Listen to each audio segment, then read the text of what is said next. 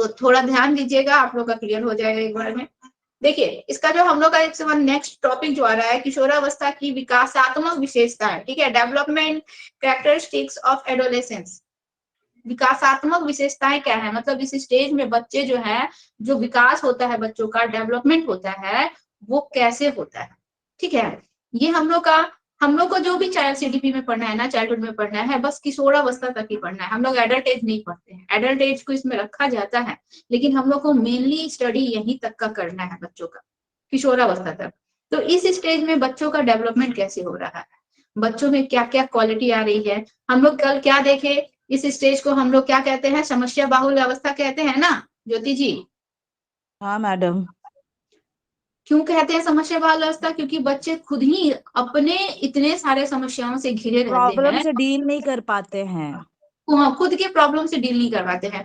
First time जब इतने सारे, जब उनके बॉडी में चेंजेस होते हैं, सोसाइटी के में चेंजेस होते हैं, ठीक है, सोसाइटी उनको अलग नजरिए से देखती है, तो वो इतने सारे प्रॉब्लम से घिरे रहते हैं, इसकी वजह से हम इसको समस्या बाहुल अवस्था कहते हैं। इस स्टेज में बच्चों में इमोशनली बहुत ज्यादा डिस्टर्बेंस होता है, अपने इमोशंस पे वो कंट्रोल नहीं कर पाते हैं, ठीक है।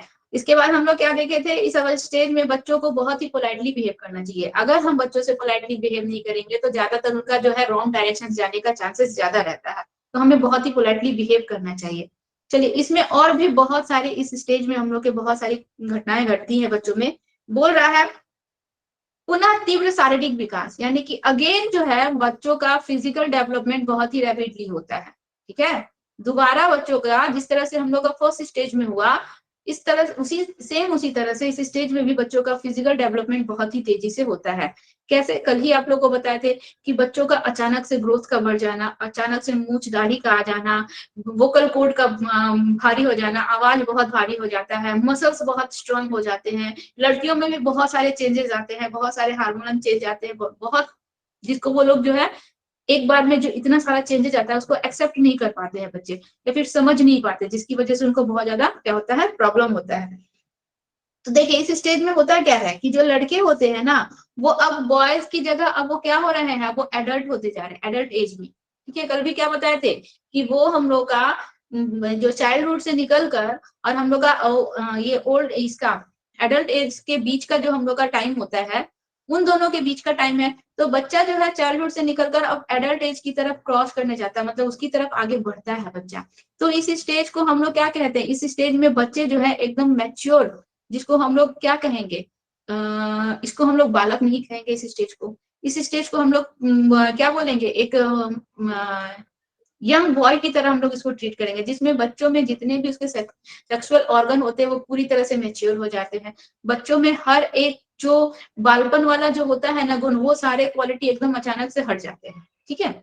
बच्चों का अट्रैक्शन जो उनके सेम जेंडर की तरफ था वो हट जाता है, अब जस्ट ऑपोजिट वाले की तरफ अट्रैक्शन हो जाता है। तो ये सारे के सारे गुण बच्चों में आ जाते हैं। लड़कियों में भी जस्ट ऑपोजिट हो जाएगा, लड़कियों का भी ऑपोजिट जेंडर वालों के साथ अट्रैक्शन होगा, लड़कियों में भी बहुत सारे चेंजेस आएंगे, उनका इंटरेस्ट अब दूसरी चीजों में होगा, ठीक है। और क्या होता है, मतलब यंग स्टेज में बच्चे जो है, इस एज में आते ही यंग स्टेज में बच्चे जो है कदम रख लेते हैं, और उनका हर एक चीज अब क्या होता है, बदल जाता है, और बहुत ही तेजी से हर चीज का क्या होता है, डेवलपमेंट होता है। देखिए ऊंचाई में वृद्धि होती है, हाइट भी बढ़ेगा, उनका शारीरिक ढांचा भी बदल जाएगा, मांसपेशियां भी मतलब जो है ना, जो भी उनके बॉडी में मसल्स वसल्स है वो सब भी काफी स्ट्रांग हो जाएंगे। बच्चों की तरह जो हाथ पैर जो कोमल कोमल होते हैं वो सब मसल्स की तरह, मतलब थोड़े मतलब मेच्योर पर्सन की तरह दिखने लगते हैं, ठीक है, अचानक से। तो ये सारे परिवर्तन हम लोग का उनका बॉडी में फिजिकल डेवलपमेंट के तहत होता है। दूसरा बोल रहा है कि किशोरावस्था एक महत्वपूर्ण अवस्था है, बहुत ही इंपॉर्टेंट स्टेज है ये हम लोग का, क्योंकि इस स्टेज में देखिए किशोरावस्था में बच्चे का अगर देखा जाए तो ये लॉन्ग टाइम तक इसका इफेक्ट रहता है। अब बच्चों में जो फिजिकल डेवलपमेंट हो रहा है, जो मेंटल डेवलपमेंट हो रहा है, चाहे जो कुछ भी हो रहा है, अब ये परमानेंटली होगा, अब इसमें कोई उसका चेंज नहीं आएगा। जैसे उस स्टेज में हम क्या बोले थे कि बच्चों की रुचि जो होती है अस्थायी होती है, आज उसका इंटरेस्ट इसमें है तो कल इसमें है, इसमें नहीं। अब बच्चों का इंटरेस्ट जो है, जो अब उनका जो इस चीज में जो इंटरेस्ट होगा इस स्टेज में, वो फिक्स रहेगा, ठीक है। उनको ये चीज करना है मीन्स यही चीज करना है, बार बार हर पल उनका जो है इंटरेस्ट चेंज नहीं होगा। किसी चीज के लिए निर्णय लेने की क्षमता, डिसीजन लेने की क्षमता उनकी खुद की होगी कि हम इसका डिसीजन, वहां पे बच्चे जो है दूसरे पे डिपेंडेंट रहते हैं, उनको हर एक चीज का परफेक्ट नॉलेज नहीं रहता है। यहाँ पे हर एक चीज का परफेक्ट नॉलेज है, किसी भी चीज का डिसीजन लेने के लिए वो खुद पे डिपेंडेंट है। ठीक है, इसके बाद शारीरिक विकास तो डेवलपमेंट तो बहुत ज्यादा हो ही रहा है। इसके बाद देखिए इसमें बोल रहा है कि इनकी जो अभिरुचि यानी कि इनका जो बहुत सारी चीजें, कल आप लोगों को बताए थे ना कि अचानक से इनका इंटरेस्ट जो है धर्म में आ जाएगा, पूजा पाठ करना, इन सब में इनका इंटरेस्ट आ जाएगा। अचानक से इनका इंटरेस्ट न्यूज सुनना, देश दुनिया में क्या घटना घट रही है वो सब चीज जानने में अचानक से इनका इंटरेस्ट आ जाएगा। ठीक है, मतलब ऐसे चीजें जिसमें ऐसे बिहेवियर इनके हो जाते हैं जैसा लगेगा ना कि एकदम एडल्ट हो चुके हैं। ठीक है, अडल्टों की तरह बिहेव करने लगेंगे, अडल्ट की तरह इनका जो है इंटरेस्ट जो है ऐसी चीजों में, देश दुनिया की चीजों में, शेयर मार्केट में, बहुत से बच्चों का शेयर मार्केट में, ठीक है, ऐसे मतलब जिसमें हमारा करियर बन सके ऐसी चीजों में इनका इंटरेस्ट जो है अचानक से जाग जाता है। धार्मिक चीजों में, सोसाइटी के बीच कैसे हमको इंटरेक्ट करना है, कैसे लोगों से बिहेव करना है, ये सब चीजों में मतलब एक एडल्ट की तरह। इससे पहले वाले स्टेज में वो बच्चे की तरह बिहेव करते थे, लेकिन यहाँ पे आते ही एडल्ट की तरह बिहेव करना उनका सारा चीज उनमें उनके अंदर क्वालिटी आ जाती है। इसीलिए इस स्टेज को एक महत्वपूर्ण स्टेज कहा गया है, इंपॉर्टेंट स्टेज कहा गया है। ठीक है, इसके बाद देखिए थर्ड पॉइंट बहुत इंपॉर्टेंट है, किशोरावस्था एक परिवर्तित अवस्था। परिवर्तित अवस्था का मतलब होता है हम लोग का ट्रांजिशनल पीरियड। ठीक है, यानी कि बच्चा क्या हो रहा है, एक स्टेज से दूसरे स्टेज में यहाँ पे ट्रांसफर हो रहा है। मतलब एक जो स्टेज का उसमें जो क्वालिटी था, मैडम फर्स्ट और सेकंड पॉइंट क्या था?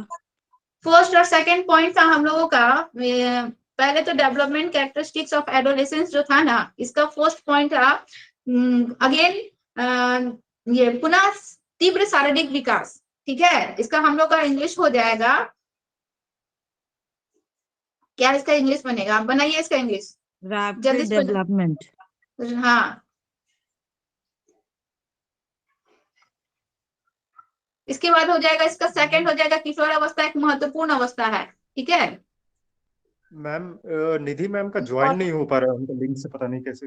बार बार वो ट्राई कर रही है लेकिन परेशान है। निधि मैम, यस मैम।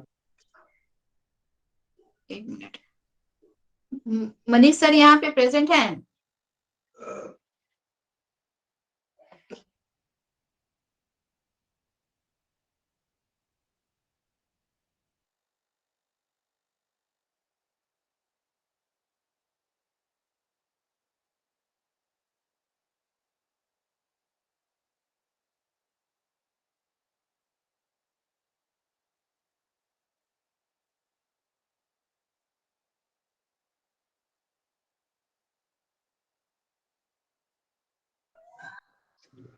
हम सर को बोल दिए हैं एक बार देख लेने के लिए। मैडम सेकंड पॉइंट बताइए।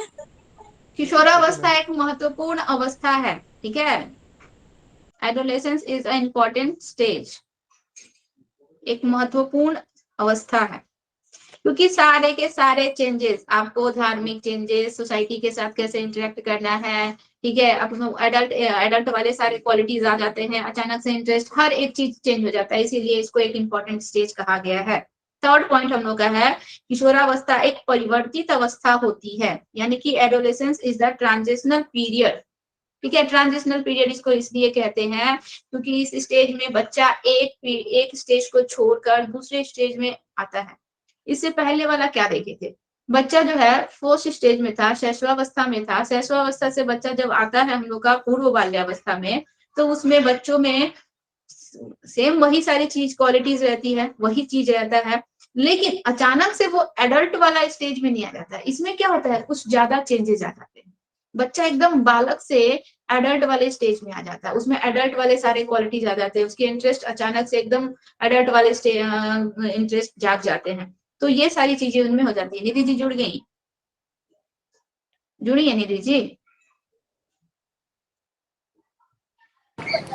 उनके तरफ से ही प्रॉब्लम होगा मैम, वो जुड़ नहीं पा रही होंगी। ठीक है, उसको उनको बोलिए जुड़ना। सुनाने जी अगेन एक बार ट्राई करेंगी, वो फिर से। अपने अथी नहीं कर पा रही होंगी, जैसे ही आएगा ऑटोमेटिक वो हो जाएगा, एक्सेप्ट हो जाता है। मैम पता नहीं उनका क्या दिक्कत हो रहा है, वो बार बार लिंक क्लिक कर रही है लेकिन नहीं हो रहा है कनेक्ट। उनको बोलिए मेरे नंबर पे मैसेज करेंगी वो, है ना, गुड इवनिंग कर कर भेजेंगी, है ना, हम ओके उनको सर। लिंक भेज देंगे, ज्वाइन हो जाएगा उनका। Okay sir. ठीक है, तो इसको हेलो। ट्रांजिशनल पीरियड क्यों कहते हैं? क्योंकि ये हम लोग का कौन सा स्टेज होता है? हाँ बोल दिए सबको। क्योंकि ये हम लोग का बाल्यावस्था और वयस्कावस्था के बीच का काल होता है, इसीलिए इसको परिवर्तित अवस्था यानी कि हम लोगों का ट्रांजिशनल पीरियड कहते हैं। एक पीरियड से बच्चा दूसरे पीरियड में ट्रांजिशन करता है, उसमें कन्वर्ट होता है, उसमें बहुत सारे चीजें, उसमें क्वालिटी नई नई चीजें आती हैं। ठीक है, और क्या बताए थे कि संधि होता है, बाल्यावस्था और वयस्कावस्था के बीच का ये काल है, इसीलिए इसको संधि काल भी कहते हैं, ट्रिटी एज कहते हैं। तो संधि हो रहा है, यानी कि बच्चा जो है बालक वाला, इसके एकदम से बालक वाला जो भी बाल्यावस्था वाला जो क्वालिटी है पूरी तरह से खत्म नहीं होता है। ठीक है, वह भी क्वालिटी उसमें रहता है, वह भी गुण बच्चों में रहता है, और वयस्कावस्था वाला भी बहुत सारे क्वालिटी इसमें अचानक से आ जाते हैं, इसीलिए इसको संधि काल कहा जाता है। यहाँ से भी क्वेश्चन आता है कि संधि काल किसको कहते हैं, ठीक है, या फिर ट्रिटी एज किसको कहा जाता है? तो हम लोग का किशोरावस्था को संधि काल कहा जाता है। क्यों कहा जाता क्रिटी है? एज, मैडम हाँ, क्रिटी एज। क्रिटी नहीं, ट्रीटी, TREAT, ठीक है, TREATY, ट्रिटी एज यानी कि संधि, जहां पे समझौता हो रहा है। संधि का मतलब यहाँ पे समझौता हो रहा है, यहाँ पे समझौता हो रहा है, बच्चा एक स्टेज से और दूसरे स्टेज के बीच यहाँ पे बच्चा समझौता कर रहा है। इन दोनों स्टेज के बीच बच्चा क्या कर रहा है? कॉम्प्रोमाइज कर रहा है, इसीलिए इसको ट्रीटी कहते हैं, यानी कि संधि, समझौता। ठीक है, तो क्वेश्चन आता है ना यहाँ पे, यहाँ से क्वेश्चन आएगा, प्राय आपका क्वेश्चन आता है कि इसको ट्रिटी एज क्यों कहते हैं? क्योंकि रीजन क्या है? क्योंकि बच्चा क्या करता है? समझौता कर रहा है, बाल्यावस्था और वयस्कावस्था के बीच का काल है, इन दोनों के बीच में बच्चों में क्या होती है? समझौता होती है। बच्चा बालक वाला भी गुणों को अपनाए हुए है और वयस्कावस्था वाला भी गुणों को अपनाए हुए है, और इन दोनों के बीच बच्चा समझौता करके सोसाइटी के बीच अपना एक मतलब अपना एक रोल बनाने की कोशिश करता है। सोसाइटी है, समाज है, फैमिली है, हर एक के बीच उसका अपना एक इम्पोर्टेंस बनाने की वो कोशिश करता है। ठीक है, एक नए सिरे से। अब वो जो भी पुराने तरीके से बच्चा जो है सोसाइटी में चाहे जिसमें भी उसका अपना एक अस्तित्व था, वो सब चीजों को छोड़कर यहाँ बच्चा एक नए तरीके से अपना अस्तित्व बनाने की कोशिश करता है, अपना इमेज बनाने की कोशिश करता है। सोसाइटी के साथ उसको नए तरीके से इंटरेक्ट करना है, ठीक है, अपने फ्रेंड सर्कल के साथ नए तरीके से इंटरेक्ट करना है, हर चीज में उसको क्या करना पड़ता है? समझौता करना पड़ता है, इसीलिए इसको ट्रिटी एज कहा जाता है, संधि काल कहा जाता है। ठीक है, क्लियर हुआ? इसके बाद देखिए अगला टॉपिक है हम लोग का मानसिक विकास, मेंटल डेवलपमेंट। आप ये सब डील नहीं की हैं ज्योति जी, तो आप फिर कैसे लिखेंगी, कैसे पढ़ेगी? दोबारा रिपीट करना होगा तो। नहीं मैडम, क्या बोले? मानसिक विकास, मेंटल डेवलपमेंट, हम बोल रहे हैं कि हम ये जो PDF भेजे थे, आप ये सारा नोट नहीं की हैं, अगेन जब इसको रिपीट करना होगा तो आप इसको कैसे पढ़ेंगी? PDF मैम किस में भेजे हैं? PDF सबको मेल पे गया है, आपको कल सर बोले थे ना कि हाँ आपको हाँ हाँ मैसेज, हाँ हाँ हाँ हाँ। आप मैसेज कर लीजिएगा और ले लीजिएगा, ठीक है।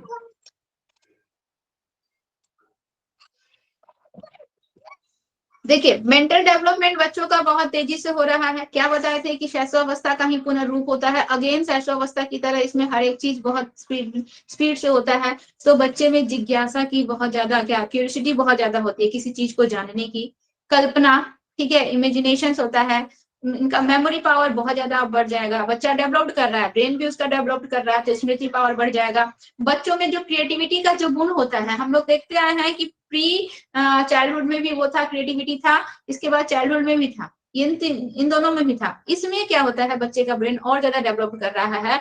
अब बच्चा जो है हम लोग का हाइपोथेटिकल डिडक्टिव रीजनिंग वाला माइंड बच्चे का हो गया। अब बच्चे को आप वर्बली कोई चीज बताइएगा बिना उसको चीज दिखाए, ठीक है। हम इससे पहले वाले स्टेज में हम लोग क्या देखे थे कि हमको बच्चे को किसी भी चीज को कॉन्क्रीट रूप में दिखाना होता है, दिखा के उस चीज को समझाते हैं, तभी बच्चे उसका कॉन्सेप्ट को क्लियर कर पाते हैं। अब ऐसा नहीं है, बच्चे को आप काल्पनिक तौर पर भी कोई चीज बताइएगा ना, वर्बली भी बताइएगा, बच्चा उसका कॉन्सेप्ट अपने माइंड में क्लियर कर लेगा, या फिर वो खुद ही अपने माइंड में इमेजिन कर लेगा कि वो जो बताया जा रहा है वो कैसा होगा, कैसा दिखेगा, किस प्रकार का वर्क होगा। तो वो सब चीजों में बच्चे की क्षमता जो है इस स्टेज में आ जाती है। इसके बाद जो है बच्चा दिवा स्वप्न यानी कि डे ड्रीम। इस स्टेज में ना बच्चे जो होते हैं ना दिन में भी सपने देखते हैं, ठीक है।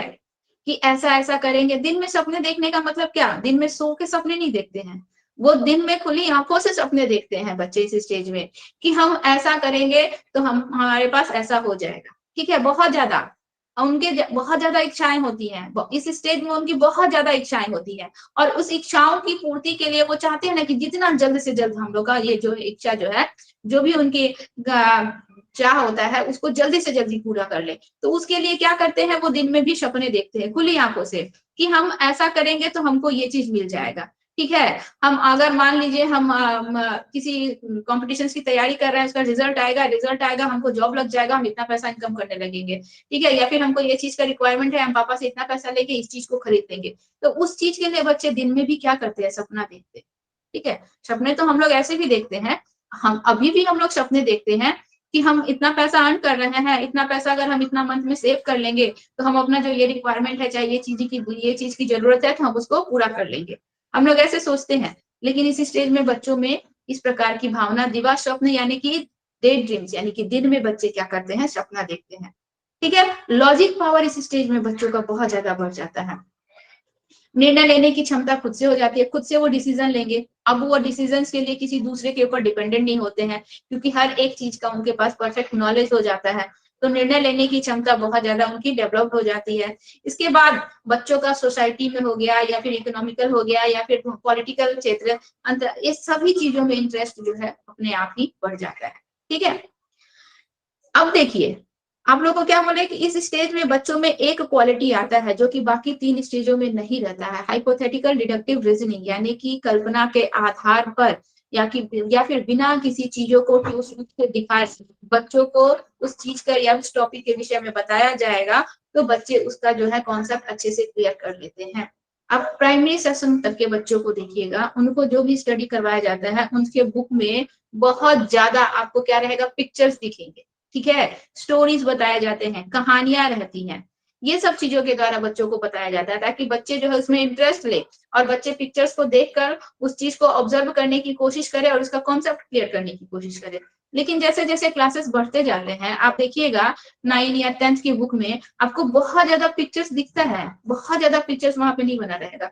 छोटे बच्चे हैं, उनको फील्ड के विषय में बताया जा रहा है, या फिर उनको माउंटेन्स के विषय में पढ़ाया जा रहा है, वो सब चीजों का पिक्चर्स बना रहता है। लेकिन वही आप 9 और 10 के बच्चों को देखिए, वहां पे नहीं बताया रहता है, वहां पे नहीं पिक्चर्स बहुत ज्यादा रहते हैं। पिक्चर्स रहते हैं लेकिन बहुत ज्यादा नहीं रहते हैं। क्यों नहीं रहते हैं? क्योंकि अब बच्चे जो है बिना किसी चीज को ठोस रूप से देखे भी अपना कॉन्सेप्ट बना सकते हैं उसके ऊपर।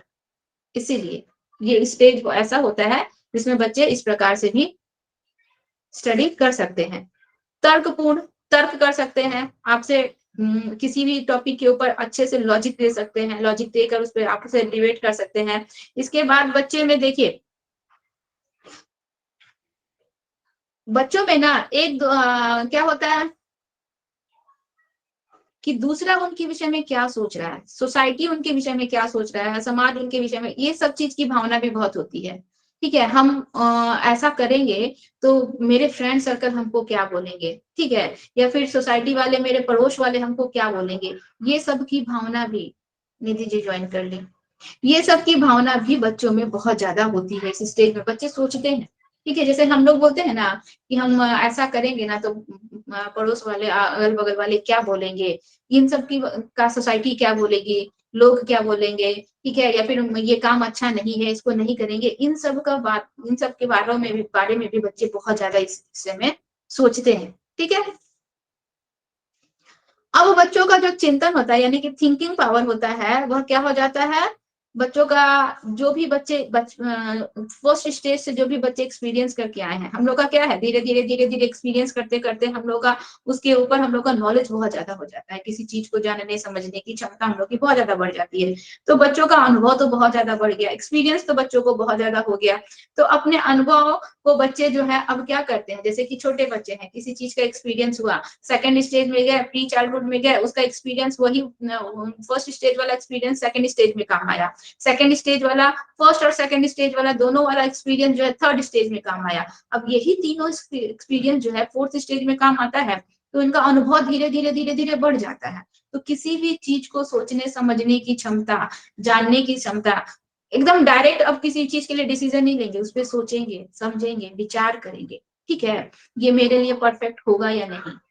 ऐसे डायरेक्टली वो किसी चीज पे डिसीजन नहीं लेंगे, पूरा मतलब लॉजिक के साथ उस पर अब कोई भी डिसीजन लेना होगा ना, तो बच्चे सोचेंगे कि ये जो डिसीजन हम ले रहे हैं, ये डिसीजन मेरे लिए बेनिफिट होगा या नहीं, या फिर हमको इससे लॉस होगा, या फिर इस स्टेज में पता है बच्चे फ्रेंड सर्कल भी बनाते हैं ना ये जो फ्रेंड सर्कल बनेगा इनका फॉरएवर जाता है। तो इस स्टेज में बच्चे जो फ्रेंड सर्कल भी बनाते हैं ना, उनका जो फ्रेंड सर्कल होता है ऐसे ही नहीं किसी को अपना फ्रेंड सर्कल बना लेते हैं, वो देखते हैं कि किस फ्रेंड से हमको क्या बेनिफिट्स है, ठीक है, मतलब वो फ्रेंड्स हमारे विचारों से मैच करता है या नहीं, या फिर हम उसके लिए क्या काम आ सकते हैं, वो हमारे लिए क्या काम आ सकता है, ये सब चीजों को देखकर वो फ्रेंड्स बनाते हैं।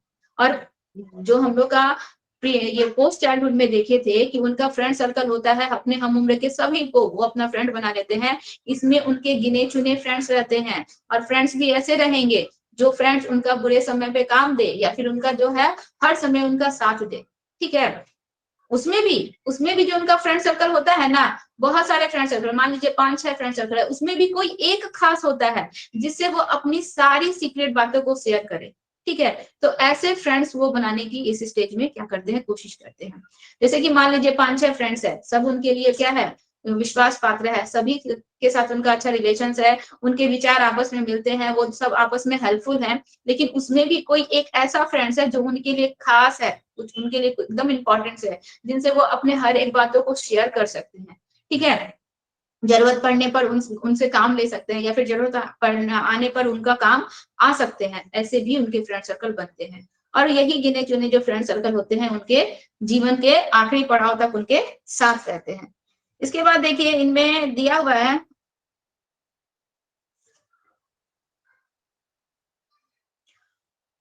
अब ये जो स्टेज आता है, अब बच्चा जो है ना इस स्टेज में आते ही अपने बारे में भी सोचेगा, अपने करियर के बारे में भी सोचेगा कि आगे का फ्यूचर मेरा क्या होगा, हम क्या लें कि हम आगे कुछ बिजनेस कर सके या जॉब कर सके। इस स्टेज में ही बच्चा सोचना स्टार्ट कर देता है, और साथ साथ अपने साथ साथ वह दूसरों के बारे में भी सोचना स्टार्ट कर देता है, कि अब जो है मतलब उनको ये समझ में आने लगता है ना कि अब इसके बाद जो है ना, इस स्टेज के बाद हमारी रिस्पॉन्सिबिलिटी बढ़ेगी, हमें पैसा अर्न करना है, हमें जॉब करना है, इसके बाद हमें फैमिली को भी चलाना है, मतलब ये सारी मेरी रिस्पॉन्सिबिलिटी है, ये चीजों का भी एहसास बच्चों को इसी स्टेज में होने लगता है।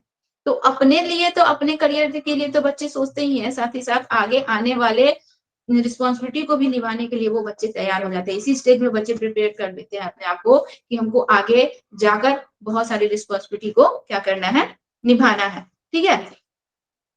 तो देखिए जैसे कि दिया हुआ है हम लोग का कि एक आदर्श माता पिता कैसे होंगे, वो इसके बारे में सोच सकते हैं।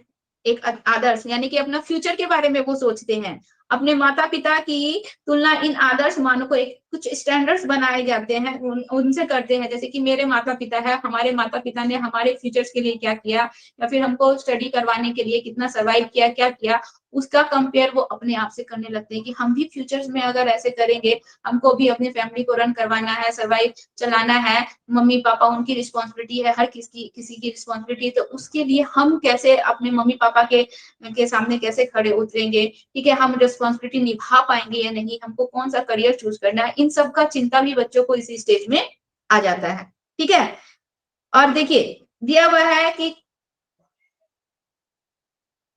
इनके मन में इस समय सवाल भी होते हैं कि कुछ चीजें जो होती हैं, कुछ ऐसी घटनाएं घटती हैं, कुछ ऐसी चीजें इनके लाइफ में होती हैं जिनके लिए इनके मन में प्रश्न होता है कि ये चीजें क्यों हो रही, ठीक है। जैसे कि हम लोग आप लोगों को बताए थे कि बॉडी में इतना ज्यादा जो चेंजेस होता है, तो स्टार्टिंग जब बच्चे जैसे ही किशोरावस्था में 12 साल की होते हैं, 12 साल के होते हैं, 12 से लेके 13, 14, 15 तक बच्चों में जो चेंज होते हैं, इतना साल तक तो बच्चा जो है अपना बॉडी में होने वाले चेंजेस के कारण ही परेशान रहते हैं, करियर को लेके परेशान रहते हैं। लेकिन जैसे जैसे जैसे जैसे एज गुजरता है, 18 साल 17 साल के स्टेज तक बच्चे आते हैं, तब बच्चे अपने आप स्टेबल हो जाते हैं, ठीक है, बच्चे खुद स्टेबल हो जाएंगे, उनके बॉडी में जो भी चेंजेस हो रहे हैं उन सबको भी वो जान जाते हैं कि ऐसा हमारे साथ नहीं, ऐसा यूनिवर्सल है, ये सबके साथ होता है। ठीक है, करियर चूज करना है, क्या चूज करना है, मतलब बॉडी के जितने भी चेंजेस हैं या फिर सोसाइटी के साथ कैसे इंटरेक्ट करना है, उन सब से बच्चे जो है धीरे धीरे लास्ट स्टेज तक जाते जाते बच्चे जो है पूरी तरह से उस चीज को जान जाते हैं, समझ जाते हैं, और आखिरी पड़ाव तक आते आते बच्चे पूरी तरह से एडल्ट हो जाते हैं। उनमें जो भी हम लोग का चाइल्डहुड वाला क्वालिटी होता है वो पूरी तरह से खत्म हो जाता है, बच्चे पूरी तरह से एडल्ट हो जाते हैं, अपनी रिस्पॉन्सिबिलिटी को समझने लगते हैं कि हमको क्या करना है क्या नहीं करना है।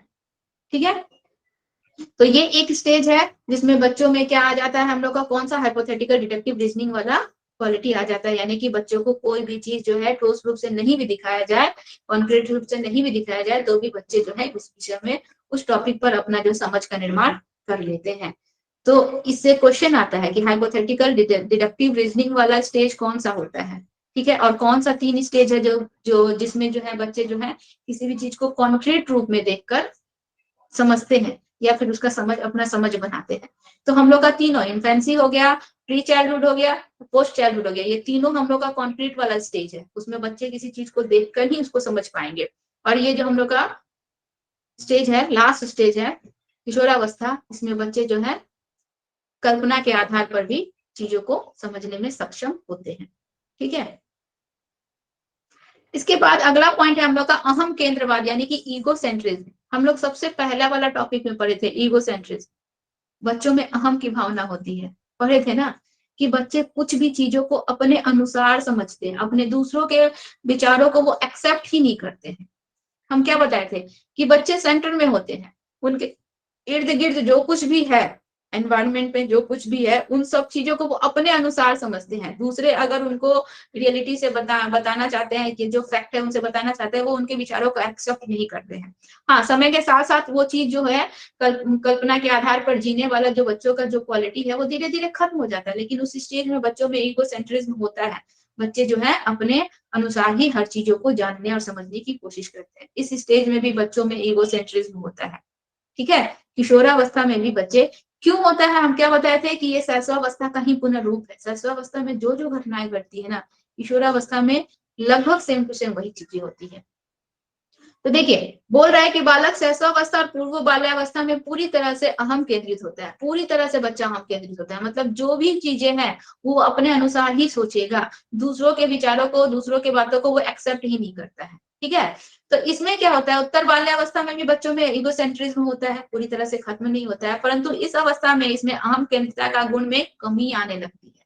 अब बच्चा का क्या है, माइंड जो है डेवलप कर रहा है, वो पूर्ण होता है जिस तरह से उसमें होता है। हम क्या बताए थे कि बच्चा क्या समझता है, इस स्टेज में बच्चा जो इतना ज्यादा डिप्रेशन में रहता है या फिर एकदम शांत रहता है, एकांत में रहता है, बच्चा यही समझता है ना कि कोई मेरे फीलिंग्स को नहीं समझ रहा है, मतलब हमारे प्रॉब्लम्स को कोई नहीं समझ रहा है, तो बच्चा अपने अनुसार ही सोचता है। तो ईगो सेंट्रिज्म बच्चा का इस स्टेज में होता है। ठीक है, तो इस स्टेज में जो ईगो सेंट्रिज्म होता है वो क्या होता है, कम होता है। किसकी तुलना, शैशवावस्था, पूर्व बाल्यावस्था, उत्तर बाल्यावस्था की तुलना पर होता है। और कम क्यों होता है, क्योंकि उस स्टेज की तुलना बच्चा तो डेवलप कर गया ना, माइंड भी तो बढ़ गया। ठीक है, अब हर एक चीज को परियों का कहानी समझ के नहीं ना सोचेगा, डंडे को घोड़ा समझ के नहीं ना वो बैठेगा, तो माइंड भी तो डेवलप कर रहा है। बच्चा इतने दिनों से स्कूल में स्टडी कर रहा है, बहुत चीजों को सुन रहा है, जान रहा है, बहुत चीजों का अनुभव हो रहा है, तो उसके अनुसार क्या हो जाता है, इसमें जो ईगो सेंट्रिज्म का जो बच्चे में भावना होती है वो क्या हो जाती है, वो कम होने लगती है। ठीक है, और इनमें एक विशेष प्रकार का अहम केंद्र ईगो सेंट्रिज्म वाला गुण विकसित होता है। वो क्या होता है, देखिए, एक होता है काल्पनिक स्रोतों के आधार पर इमेजिनरी ऑडियंस, और एक होता है व्यक्तिगत दंत कथा यानी कि पर्सनल फेबल।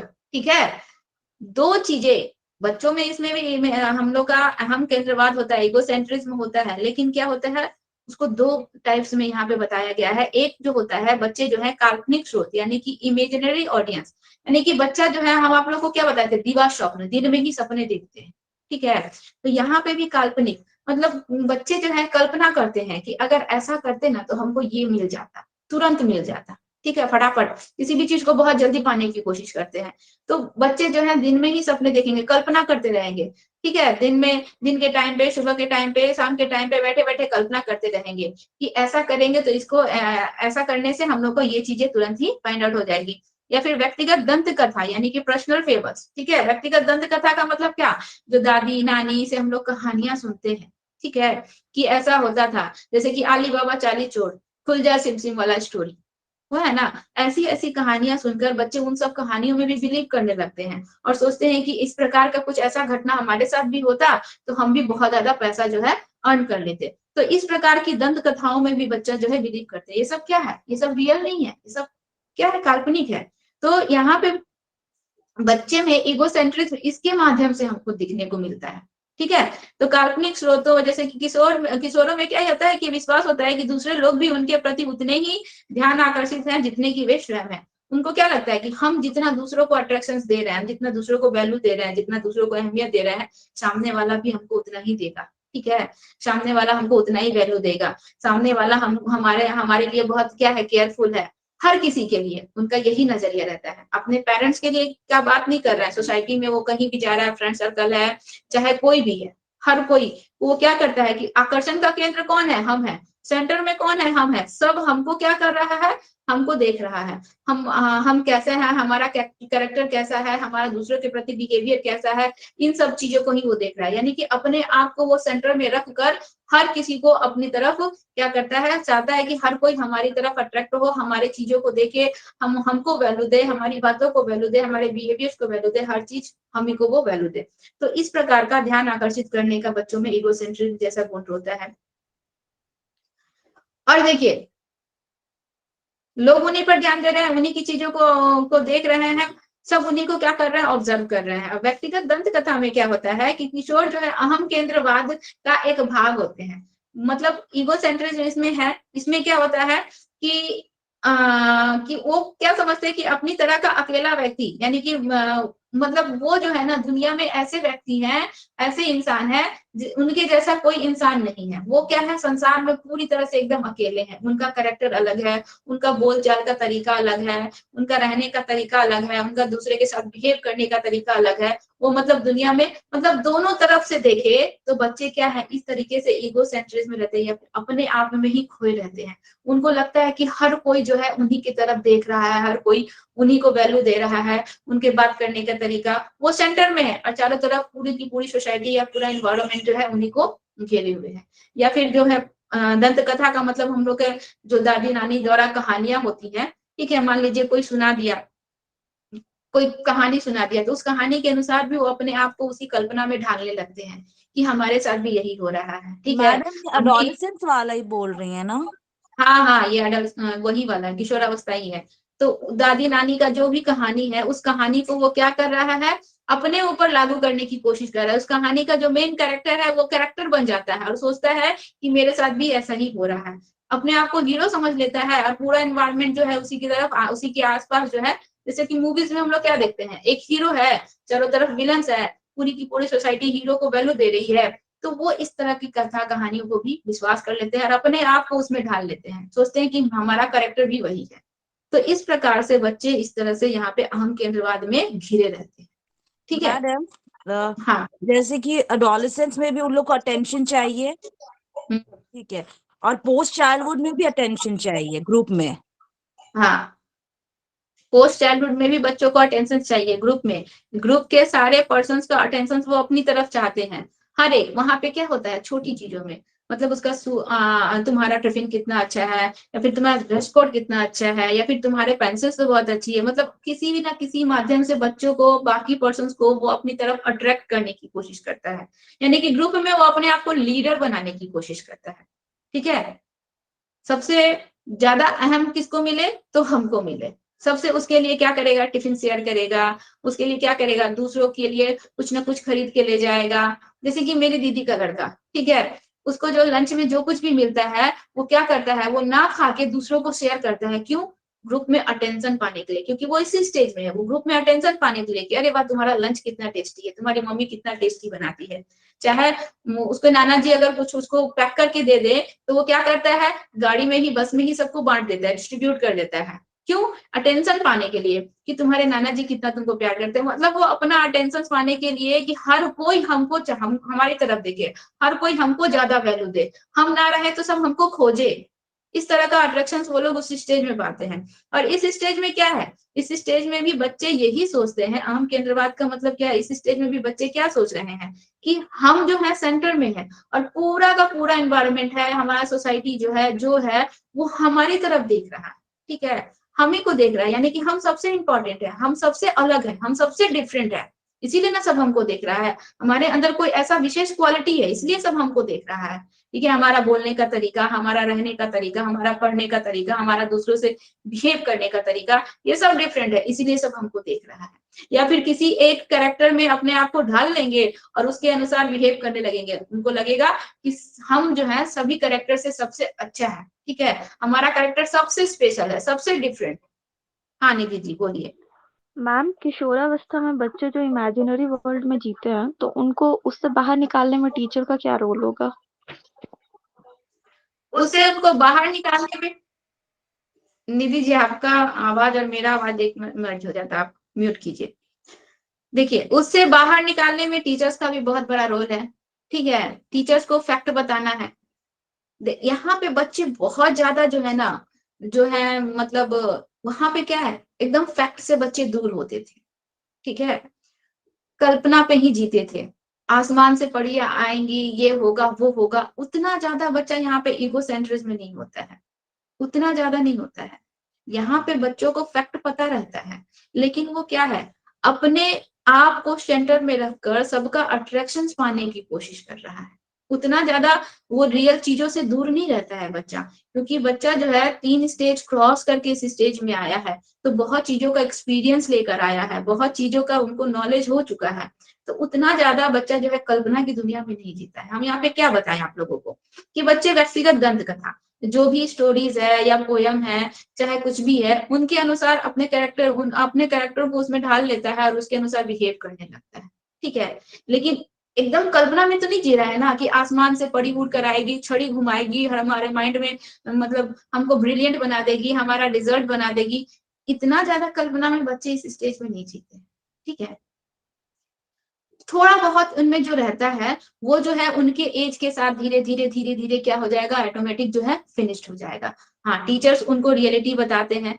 हम लोग जो है बच्चों को क्या, जो भी चीजें स्टडी करवाया जाता है स्कूल्स में बच्चों को, तो उसमें रियल चीजें बताई जाती है कि जो ग्रहण लग रहा है वो क्यों होता है, उनको हम लोग ब्लैक बोर्ड पे ड्रॉ करके चाहे जो भी चीजें बताते हैं, तो ये सब रियल चीजें ही ना बताई जा रही है। चाहे जो हम लोग के स्काई में क्या क्या है, हमारा मून के ऊपर माउंटेन्स है, तो ये सब चीजें से रियल फैक्ट से तो बच्चे जान रहे हैं ना कि ये सब रियलिटी है, ये सब सच्चाई है, ठीक है। तो ये जो कहानियों में ये सब जो चीजें होती हैं, ये सब चीजें जो होती हैं ये हम लोग का क्या है, गलत है, ठीक है, ये सब चीजें घटना रियल में फैक्ट में रियल में घटती नहीं है। तो इन सब चीजों से बच्चों को ये सब चीजों का नॉलेज होता है। थोड़ी बहुत जो उनमें अहम केंद्रवाद होती है, थोड़ा बहुत जो इगोसेंट्रिज्म होता है, वो चारों तरफ से अपनी तरफ अट्रैक्शन पाने के लिए, तो वो बच्चे जो है एज के साथ साथ क्या होता है बच्चों में वो अपने आप ही खत्म हो जाएगा। जैसे कि उसमें भी हम लोग क्या देखे, बच्चों में जो इगोसेंट्रिज्म था, जैसे जैसे एज उनका बढ़ता गया, एज बढ़ने के साथ ही उनका वो जो काल्पनिक दुनिया में जीने का जो था क्वालिटी, वो धीरे धीरे अपने आप ही कम होते गया, खत्म होते गया। तो ये भी क्या होता है एज बढ़ने के साथ। अभी आप लोगों को क्या पता है, जैसे ही बच्चे 17 साल 18 साल की एज में इंटर करेंगे, उनमें एडल्ट एज आ जाता है, उनमें पूरी तरह से मैच्योरिटी आ जाती है, वो बड़ों की तरह बिहेव करने लगेंगे। तो ये वाला गुण जो है ऑटोमेटिक बच्चों का अपने आप खत्म हो जाएगा, ठीक है, जो भी थोड़ा बहुत रहेगा अपने आप ही खत्म हो जाएगा। और कुछ पूछना है निधि जी? No ma'am. चलिए, अगला पॉइंट है स्थिरता और समायोजन का अभाव, ठीक है, स्थिरता यानी कि lack of stability and adjustment. बच्चे जो है सोसाइटी के साथ, फैमिली के साथ, किसी के साथ भी एडजस्टमेंट करने में उनको बहुत प्रॉब्लम होता है और स्टेबल नहीं रहते हैं, स्थिर नहीं रहते, उनका माइंड स्थिर नहीं रहता है। क्या बताए थे कि इमोशनली बच्चों का अपने ऊपर कंट्रोल ही नहीं रहता है, ठीक है, गुस्सा आ गया तो एकदम गुस्से में आ जाएंगे, तो वो बच्चे स्टेबल ही नहीं रह पाते हैं। मान लीजिए सोसाइटी में कोई लोग जो है उनका जो है क्रिटिसाइज कर दिया कि कैसा बच्चा है, बिहेव करने नहीं आता है, वो तुरंत उस बात पे गुस्सा हो जाएंगे, तुरंत वो जो है एकदम उनका इमोशन जो है उनके ऊपर हावी हो जाएगा, ठीक है। तो क्या है, तुरंत इमोशंस हावी हो जाएगा और तुरंत क्या है, पल भर में, जैसे कि हम लोग शैशवावस्था में क्या देखे थे, बच्चे को जब भूख लगती थी तुरंत उनका इमोशंस उसके ऊपर हावी हो जाता था, और जैसे ही बच्चे को दूध दे दिया जाएगा, बच्चे की भूख शांत हो जाएगी, बच्चा जो है तुरंत जो है उस इमोशंस को छोड़कर दूसरे में खुश हो जाएगा, हैप्पी हो जाएगा। मतलब एक इमोशन से निकलकर दूसरे में कन्वर्ट होने में, दूसरे में जाने में बच्चे को बिल्कुल समय नहीं लगता है, ठीक है। इसी तरह से इस स्टेज में भी अगर सोसाइटी में बोल दिया कि कैसा बच्चा है, अगर उसको कोई बुराई कर दिया, कुछ भी कर दिया, तुरंत बच्चा गुस्सा हो जाएगा। लेकिन जैसे ही किसी अच्छे माहौल में गया, फ्रेंड सर्कल के बीच में गया, उसका माइंड तुरंत उस चीज से हट जाएगा। बच्चा तुरंत जो है खुश हो जाएगा, उन चीजों को भूल जाएगा। तो बच्चा क्या होता है, इस स्टेज में बहुत अस्थिर होता है, ठीक है। तो स्टेबिलिटी इस स्टेज में बहुत कम होती है सोसाइटी के साथ, इन्हीं सब कारणों से। क्योंकि इस स्टेज में बच्चों में बहुत ज्यादा प्रॉब्लम होता है, वो अपने प्रॉब्लम को फेस करे या सोसाइटी से हैंडल करे, तो इन सब चीजों को हैंडल करने में उनको बहुत ज्यादा प्रॉब्लम होता है, उनको समय लगता है। इसके लिए हम लोगों को, फैमिली को, सोसाइटी को, हर किसी को बच्चों को समय देना चाहिए, बच्चों को समझना चाहिए। तो हर जगह तो ऐसा होता नहीं है, तो इस सब चीजों को अगर सोसाइटी वाले या फैमिली वाले कुछ बोल देते हैं, तो बच्चों का क्या होता है, उनके बीच में उनसे कम्युनिकेशंस करने में, हर चीज में बच्चों को प्रॉब्लम होता है, डिस्टेंस बढ़ता जाता है, दूरी बनती जाती है। बच्चा जो है कोऑर्डिनेशंस नहीं बना पाता है सोसाइटी के बीच, फैमिली के बीच, अपने फैमिली मेंबर्स के बीच, बड़ों से, किसी से भी कोऑर्डिनेशंस नहीं बना पाते हैं। तो इसकी वजह से क्या होता है, बच्चे जो है स्टेबल नहीं रह पाते हैं, ठीक है। कभी किसी दूसरे दुनिया में खोए हुए हैं, कभी उनका थिंकिंग पावर कुछ और है, कभी कुछ और है। कभी बोलेंगे कि नहीं, बड़ों का सपोर्ट लेना चाहिए, बड़े हम लोग को समझते हैं, ये करते हैं। अगर बड़े थोड़ा सा आके डांट दिए, कुछ बोल दिए, तो बड़े हम लोग को फीलिंग्स को समझते ही नहीं है, बड़ों को तो कुछ समझ में ही नहीं आता है हम लोग के साथ क्या हो रहा है, क्या नहीं हो रहा है। तो वो तुरंत जो है क्या होते हैं, अप डाउन होते रहते हैं। इसीलिए जो यहाँ बोला जा रहा है कि lack of stability and adjustment, मतलब एडजस्टमेंट करने में और स्टेबल होने में बच्चों को इस स्टेज में बहुत ज्यादा प्रॉब्लम होता है, ठीक है। क्लियर हुआ। इसके बाद देखिए पॉइंट नंबर 7 है, व्यवहार में विभिन्नताएं, यानी कि डिफरेंस ऑफ बिहेवियर, ठीक है। उनका जो बिहेवियर होता है वह भी क्या होता है, बहुत ज्यादा उसमें डिफरेंस नजर आएगा। चाहे वो लड़का हो, चाहे वो लड़की हो, दोनों में ही उनका क्या होता है, इमोशन जो होता है काफी उनके ऊपर बहुत ज्यादा हावी हो जाता है, बहुत प्रबल होता है। तो आवेश में कभी कभी असंभव और असाधारण लगने वाले कार्यों को भी वो कर देते हैं। कोई बोलेगा कि इतना भारी वजन है, तुम नहीं उठा पाएगा, तो उनको कोई चैलेंज कर देगा ना, देखिएगा उस स्टेज के बच्चों को आप चैलेंज कर दीजिएगा, तो ऐसा काम है, ऐसा वर्क है जो नहीं होने वाला है, उसको भी बोलेंगे कि क्यों नहीं होगा, ठीक है, उसको हम करके रहेंगे, उसको उठा लेंगे। कोई ऐसा सम्स है, ठीक है, कोई फ्रेंड उसको चैलेंज कर दिया कि तुमसे नहीं बनेगा, तुम्हारे पास उतना माइंड नहीं है, तुम नहीं बना पाएगा। अब उस चैलेंज को एक्सेप्ट कर लिया, बोला कि क्यों नहीं बना पाएंगे, हम बना पाएंगे। मतलब उस सम्स को बनाने के लिए वो दिन रात एक कर देगा, उसके ऊपर पूरा का पूरा अपना माइंड खपा देगा और उसको बना कर दिखाएगा। तो कभी कभी बच्चे जो होते हैं इस स्टेज में क्या होते हैं, उनका बिहेवियर क्या होता है, अचानक से बदल जाएगा। कभी खुश है, कभी अचानक से दुखी हो जाएंगे, ठीक है। अभी आपसे बैठ के अच्छे से हंस हंस के बात कर रहे हैं, अचानक से दुखी हो गए, ठीक है। तो किसी के कोई चैलेंज दे दिया, चैलेंज को तुरंत एक्सेप्ट कर लिए, मतलब जो काम उनसे पॉसिबल ही नहीं है, कर ही नहीं सकते हैं, उस काम को भी वो करने के लिए क्या हो जाएंगे, रेडी हो जाएंगे, ठीक है, और उसके लिए जी जान लगा देंगे करने के लिए। तो ऐसे ऐसे वर्क भी बच्चे जो है वहां पे हम लोग को इस स्टेज में करने को मिलता है। अलग अलग ओकेजन्स पर इनके बिहेवियर आपको अलग अलग नजर आएंगे। वे कभी आपको बहुत ही सभ्य, बहुत ही डिसेंट आपको नजर आएंगे कि बहुत अच्छे से डिसेंटली बिहेव कर रहे हैं, और कभी कभी क्या हो जाएगा कि आपके साथ बहुत ही बैडली बिहेव करने लगेंगे, ठीक है। कभी कभी बहुत घबरा जाएंगे, डर जाएंगे, ठीक है, और कभी कभी बहुत ज्यादा एक्टिव हो जाएंगे, ठीक है, बोलेंगे कि नहीं ये काम हम कर लेंगे। आप कभी किसी काम को करने के लिए दीजिए तो नहीं हम नहीं करेंगे, आज हमको मन नहीं है। और कभी किसी काम को नहीं भी करने के लिए दीजिए ना, हम कर देंगे, ठीक है, हम आपको दिक्कत नहीं होगा, हम सारा काम आपका कर देंगे, आप शांति से रहिए, आप शांति से घर में बैठिए, हम सारा काम करके देंगे। तो ये हम लोग का बच्चों में उनके बिहेवियर में डिफरेंस हम लोग को देखने को मिलता है, ठीक है। कभी खुश रहेंगे, कभी दुखी हो जाएंगे, कभी आपसे एकदम चिड़चिड़े हो जाएंगे, आपसे बात ही नहीं करेंगे, कभी आएंगे तो आपसे घंटों बात करते रहेंगे। तो इस प्रकार का बिहेवियर हम लोग को बच्चों में देखने को मिलता है, ठीक है। डिफरेंस बिहेवियर, यहाँ पे अलग अलग बिहेवियर बच्चों का इस स्टेज में हमको देखने को मिलेगा। पॉइंट नंबर 8 है घनिष्ठ मित्रता, यानी कि फर्स्ट फ्रेंडशिप। अभी अभी हम आप लोगों को ये चीज बताए थे कि इस स्टेज में बच्चों का जो फ्रेंड सर्कल बनेगा, उनका जो फ्रेंड सर्कल होगा वो बहुत ही घनिष्ठ मित्रता रहेगा, दोस्ती जो रहेगी बहुत ही घनिष्ठ रहेगी। जो भी फ्रेंड सर्कल बनाते हैं वो लोग किसी को भी फ्रेंड्स नहीं बनाएंगे, वो लोग देखेंगे कि इनके किनके विचार उनसे मिलते हैं, ठीक है, कौन उनके बातों को समझ रहा है, कौन उनकी फीलिंग्स को समझ रहा है, ऐसे ही फ्रेंड सर्कल वो लोग बनाते हैं और ये उनका फ्रेंड सर्कल फॉरएवर, पूरा लाइफ तक उनका बना रहेगा। ठीक है, अगला पॉइंट है 9 नंबर, रुचियों में परिवर्तन और स्थायित्व। अब जो है बाल्यावस्था में हम लोग पोस्ट चाइल्डहुड में देखे बच्चों का जो भी इंटरेस्ट था वो स्टेबल नहीं था, कभी कुछ कभी कुछ। अब जो है इनका जो है change and stability in the interest, अब इनका जो इंटरेस्ट जो है अब वो चेंज हो जाएगा, जो इससे पहले वाले स्टेज में था वो नहीं रहेगा, अब इनका जो है इंटरेस्ट जो है चेंज हो जाएगा और उसमें स्टेबल रहेगा। अब जो है मान लीजिए ये डिसीजन ले लिए कि हमको साइंस अच्छा लगता है, हम साइंस पढ़ेंगे, तो साइंस में ही उनका इंटरेस्ट रहेगा और साइंस ही लेकर पढ़ेंगे। ऐसा नहीं कि कुछ दिन साइंस पढ़े अब बोले नहीं अब साइंस अच्छा नहीं लग रहा, कॉमर्स लेंगे, नहीं, अब उनका स्टेबिलिटी उसमें स्थिरता बनी रहेगी। ठीक है, अब उनका रुचि जो है बार बार चेंज नहीं होगा। उनको अब बोलेंगे कि हमको, इससे पहले वाले स्टेज में देखेंगे बच्चा बोलता है कि हमको पनीर अच्छा लगता है, कुछ दिन बाद बोलेगा कि नहीं हमको पनीर नहीं, हमको मशरूम अच्छा लगता है। ठीक है, इस स्टेज में उनका जो इंटरेस्ट है कि नहीं हमको जो है पनीर अच्छा लगता है तो पनीर ही अच्छा लगता है। अब उनको पता चल जाता है, इस स्टेज में बच्चों को पता चल जाता है कि हमारा इंटरेस्ट किस में है, हमको क्या ज्यादा अच्छा लग रहा है, हमारे जो सेंस ऑर्गन है वो किसकी तरफ ज्यादा हम अट्रैक्ट कर रही है हमको। ठीक है, हम कौन सा सब्जेक्ट में हमको ज्यादा इंटरेस्ट है, कौन सा सब्जेक्ट हमको करने में मजा आता है, पढ़ने में मजा आता है। ठीक है, हमको जितने भी धार्मिक चीजें हैं, पूजा पाठ, इन सब में मेरा इंटरेस्ट है या नहीं, या फिर हमको पॉलिटिक्स में ज्यादा इंटरेस्ट है। ठीक है, या फिर हमको जो है मतलब दूसरे धर्म में ज्यादा इंटरेस्ट है।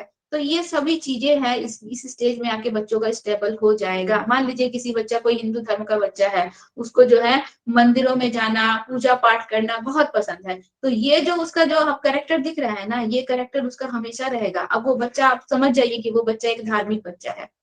बोलिए सुवर्णा जी। मैम मतलब अभी तक वो सिर्फ और सिर्फ नाप तौल कर रहा होगा ना मैम, अभी तक स्टेबल कंप्लीटली हो जाता है या इसके बाद अब वाले पीरियड स्टेबल में होता है? कंप्लीटली हो जाता है, अब वो कंप्लीटली हो जाता है इस स्टेज में। इससे पहले वाले स्टेज में बच्चों का जो कॉग्निशन है यानी कि समझ है वो बहुत परफेक्ट नहीं होता है ना, तो वो जो है अप डाउन, कभी ये कभी वो इस तरह से करता रहता है, स्थिर नहीं होता है। लेकिन इसमें आके बच्चा एकदम स्टेबल हो जाता है, हमारा इंटरेस्ट धार्मिक चीजों में ज्यादा है, पूजा पाठ में ज्यादा है, तो वो उसी चीज में उसका इंटरेस्ट रहेगा। ठीक है, इस स्टेज में बच्चा आया, उसका पॉलिटिक्स के प्रति ज्यादा रुझान हो गया, वो न्यूज बहुत ज्यादा देखने लगा, तो बच्चा जो है समझ लीजिए कि उसका उस चीज में इंटरेस्ट ज्यादा है। इस स्टेज में आया बच्चा, उसको क्रिकेट बहुत अच्छा लग रहा है, तो वो उसी फील्ड में आगे की तरफ बढ़ेगा, उसका इंटरेस्ट उसी में बना रहेगा। ऐसा नहीं कि आज वो क्रिकेट के कर रहा है, क्रिकेट में उसका इंटरेस्ट है, कल को उसका इंटरेस्ट खत्म होके साइंस में चला जाएगा, ऐसा नहीं है। अब जो उसका इंटरेस्ट बनेगा वो इसका इंटरेस्ट जो है स्टेबल रहेगा, चेंज उसमें अब नहीं। ठीक है, इस स्टेज में आने के बाद जो भी इंटरेस्ट रहता है वो उसका बना रहता है, चेंज नहीं होता है। मैम तो हम लोग ये कह सकते हैं ना कि ये बाद में मतलब किशोरावस्था का जब अंतिम चरण आता है तो ना ये होता है। नहीं, किशोरावस्था की शुरुआत से ही ये बच्चों में स्टेबिलिटी आने लगती है। किशोरावस्था के शुरुआती दौर से ही बच्चों में ये स्टेबिलिटी आने लगती है। बच्चा तो क्या हो रहा है, मैच्योर होते जा रहा है ना, तो ये स्टेबिलिटी आने लगती है। बच्चा जब इस स्टेज में आया, उसमें फिजिकल डेवलपमेंट हुआ, उसमें बहुत सारे चेंजेस हुए, तो बच्चा तो मैच्योर होते जा रहा है ना, चाहे वो मेंटल हुआ, फिजिकल हुआ, कॉग्निशन से हुआ, हर एक चीज से बच्चा मैच्योर होते जा रहा है। तो ये जो स्टेबिलिटी है बच्चों में शुरुआती दौर से ही आने लगती है। ठीक है, अब बच्चा का फिक्स हो जाएगा कि ये मेरा इंटरेस्ट जो है इसी में रहेगा।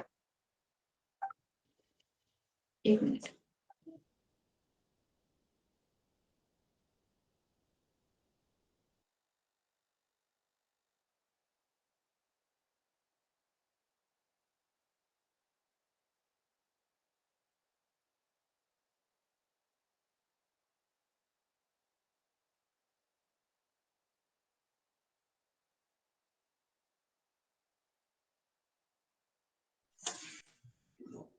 ठीक है, और कुछ पूछना है? ये जो आप जो बोली कि इसके हाँ,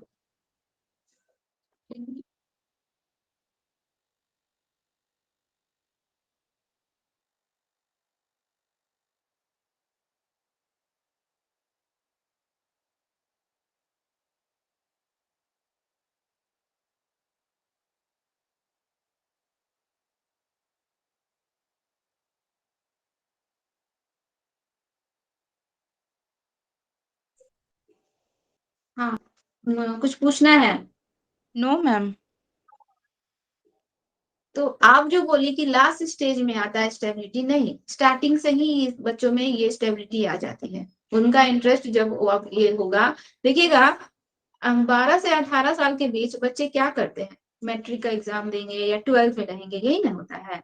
तो इसमें बच्चों में डिसीजन लेने का कैपेसिटी आ जाता है। अब मैट्रिक का एग्जाम देने के बाद बच्चे को ये डिसीजन लेना रहता है ना कि हमको क्या सब्जेक्ट लेना है, हमको आर्ट्स ग्रुप लेना है, हमको साइंस लेना है, हमको कॉमर्स लेना है। बच्चों का ये डिसीजन, तो बच्चों का इंटरेस्ट फिक्स है, तभी तो ये एज को चूज किया गया है। इस एज में मैट्रिक बच्चे देते हैं, क्योंकि बच्चों में बच्चे जान जाते हैं कि हमारी एबिलिटी क्या है, हम किस फील्ड में आगे बढ़ेंगे, हम क्या लेंगे तो हमारा करियर बनेगा, ठीक है, हमारा जो है नॉलेज किस चीज में ज्यादा है। तो बच्चों को में ये डिसीजन लेने की क्षमता आ जाती है, स्टेबल हो जाता है। इसीलिए इस स्टेज में बच्चों में स्टेबिलिटी हमको देखने को मिलती है। और यही हम लोग का मैट्रिक का या फिर इंटर देने का, या फिर बच्चे जो है ग्रेजुएशन में इंटर करते हैं, ठीक है, तो ये स्टेज हम लोग का सबसे पहले। आप लोग भी, हम लोग भी जब मैट्रिक में थे, मैट्रिक के बाद हम लोग खुद ना डिसीजन लिए थे कि हमारी कैपेसिटी क्या है, हमारा, कि किसी के फोर्स पे, ठीक है, पेरेंट्स हमको सजेस्ट करते हैं कि तुम ये लेके पढ़ो, तुम वो लेके पढ़ो, लेकिन हम अपनी कैपेबिलिटी भी तो देखते हैं कि हमारा इंटरेस्ट किस में है, हम क्या कर सकते हैं, उसके अनुसार ही ना हम लोग डिसीजन लेते हैं। तो यहाँ पे जो है स्टेबिलिटी हम लोग का आ जाता है, ठीक है।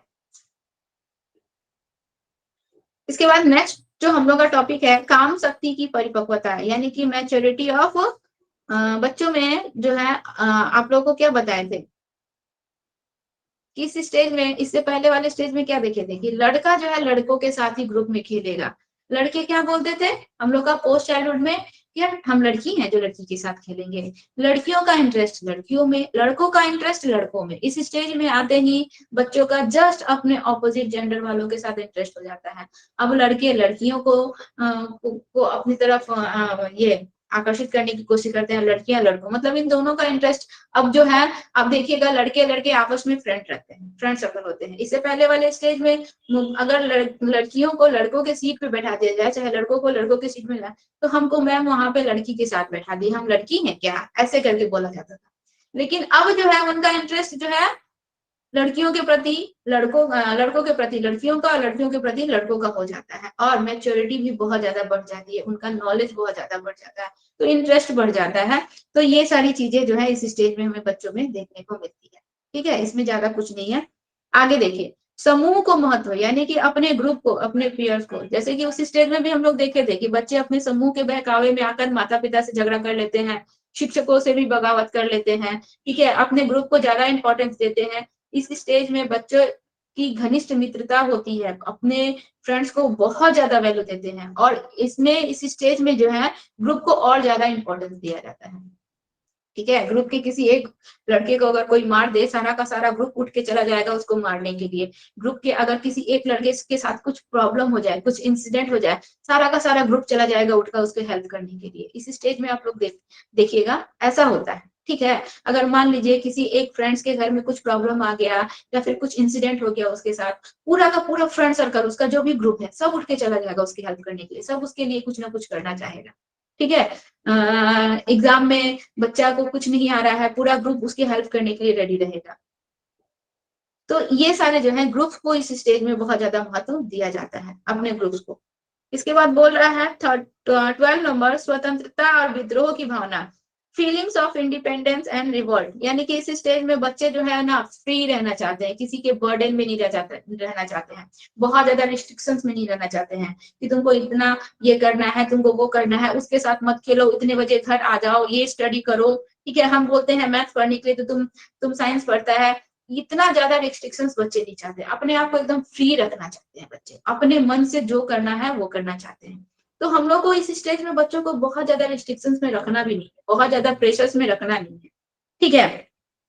और साथ ही साथ जितना ज्यादा आप उसमें दबाव बनाएंगे, जितना ज्यादा उस पर आप नियम कानून ला देंगे, बच्चा उतना ज्यादा आपके साथ क्या करेगा, बगावत करेगा, उतना ज्यादा आपसे विद्रोह करेगा।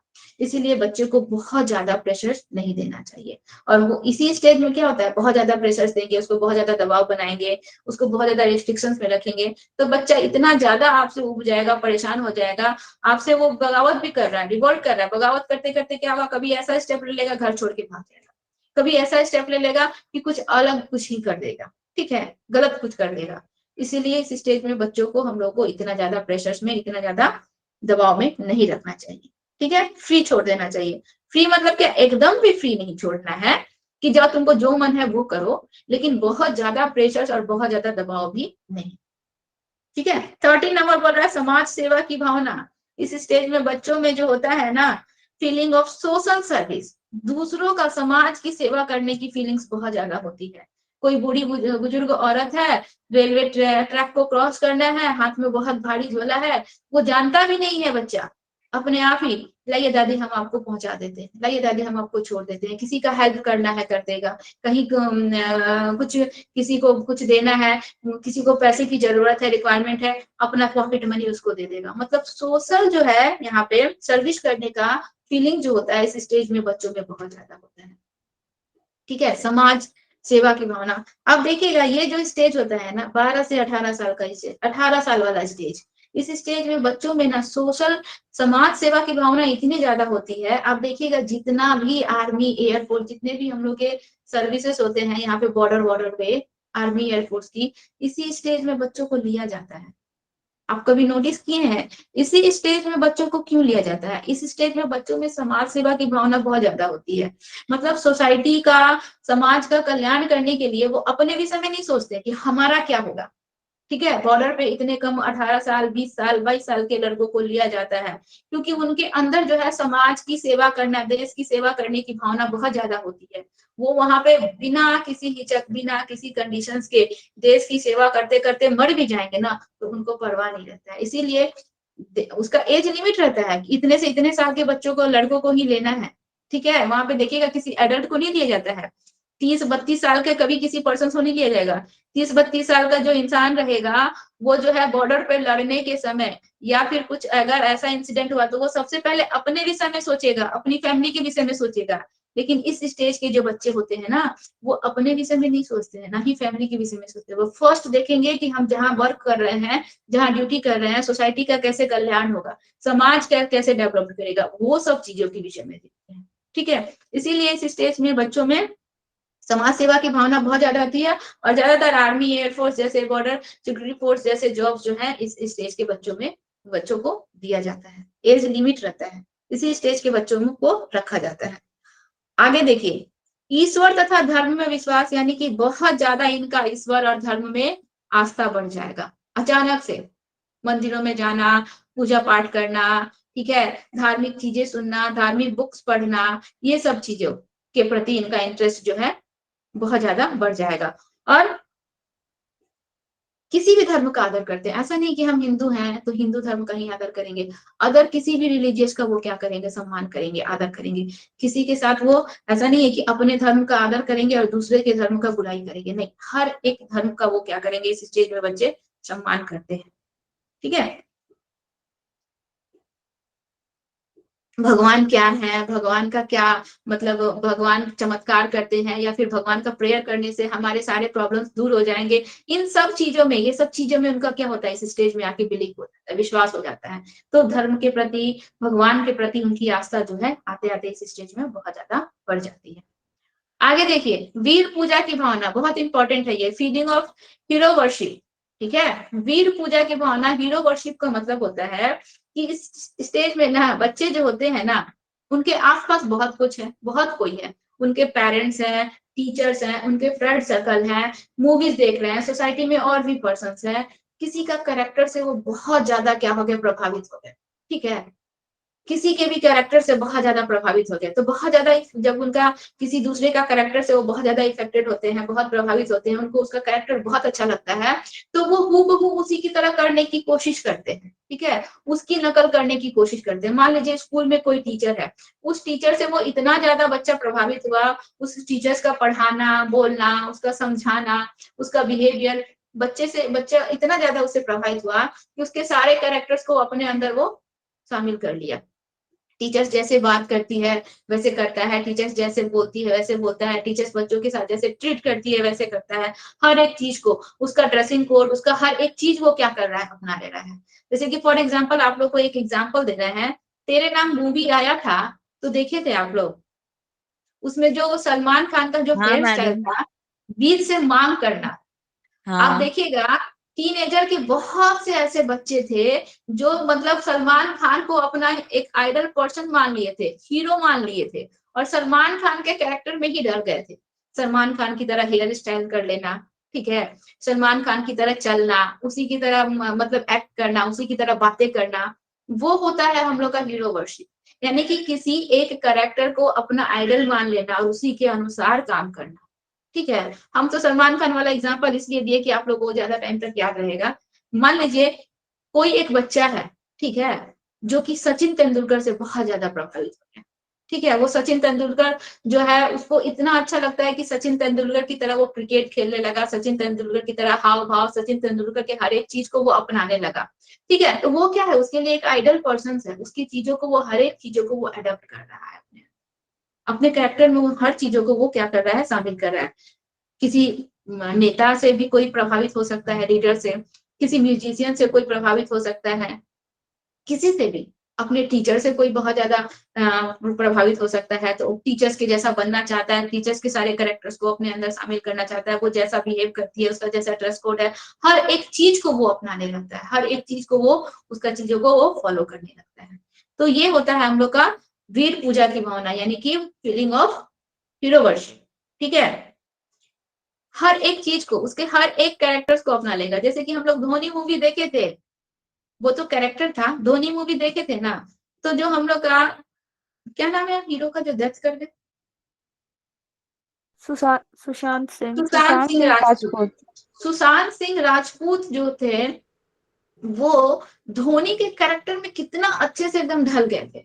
उसके हर एक मतलब बात करने का तरीका, किस तरह से वो मूव करते हैं, कैसे बैटिंग करता है, क्या करता है, हर एक चीज को कितना अच्छे से अपने कैरेक्टर में ढाल लिया था, ठीक है। वो क्या था, वो एक्ट था, वो एक्ट था। लेकिन रियल लाइफ में क्या होता है, बच्चा अगर किसी से बहुत ज्यादा प्रभावित होता है, बहुत ज्यादा अगर उसे इफेक्ट, तो उसके हर एक चीज को, हर एक चीज को वो ऑब्जर्व करता है, उसके बोलने के तरीके, उसके चलने के तरीके, उसके खाने के तरीके, उसके रहने के तरीके, उसके पढ़ाने के तरीके, हर एक चीज को वो ऑब्जर्व करता है और उसको अपने कैरेक्टर में वो ढालने की कोशिश करता है। ये होता है हम लोग का पूजा, ये फीलिंग ऑफ हीरो वर्शिप, यानी कि वीर पूजा की भावना, ठीक है। तो जरूरी नहीं है कि केवल अच्छे क्वालिटी को ही, बहुत लोग जो होते हैं किसी किसी के बुरे क्वालिटी को भी, जैसे कि सलमान खान वाला जो मूवी निकला था, अब बीच से मांग करके, जो ज्यादातर जो है स्लम बॉयज को देखा जाता था कि मुंह में जो है पान वान लेके, गुटका वुटका लेकर जो है सलमान खान की तरह एक्ट करेंगे, उसी की तरह चलेंगे, उसी की तरह बात करेंगे।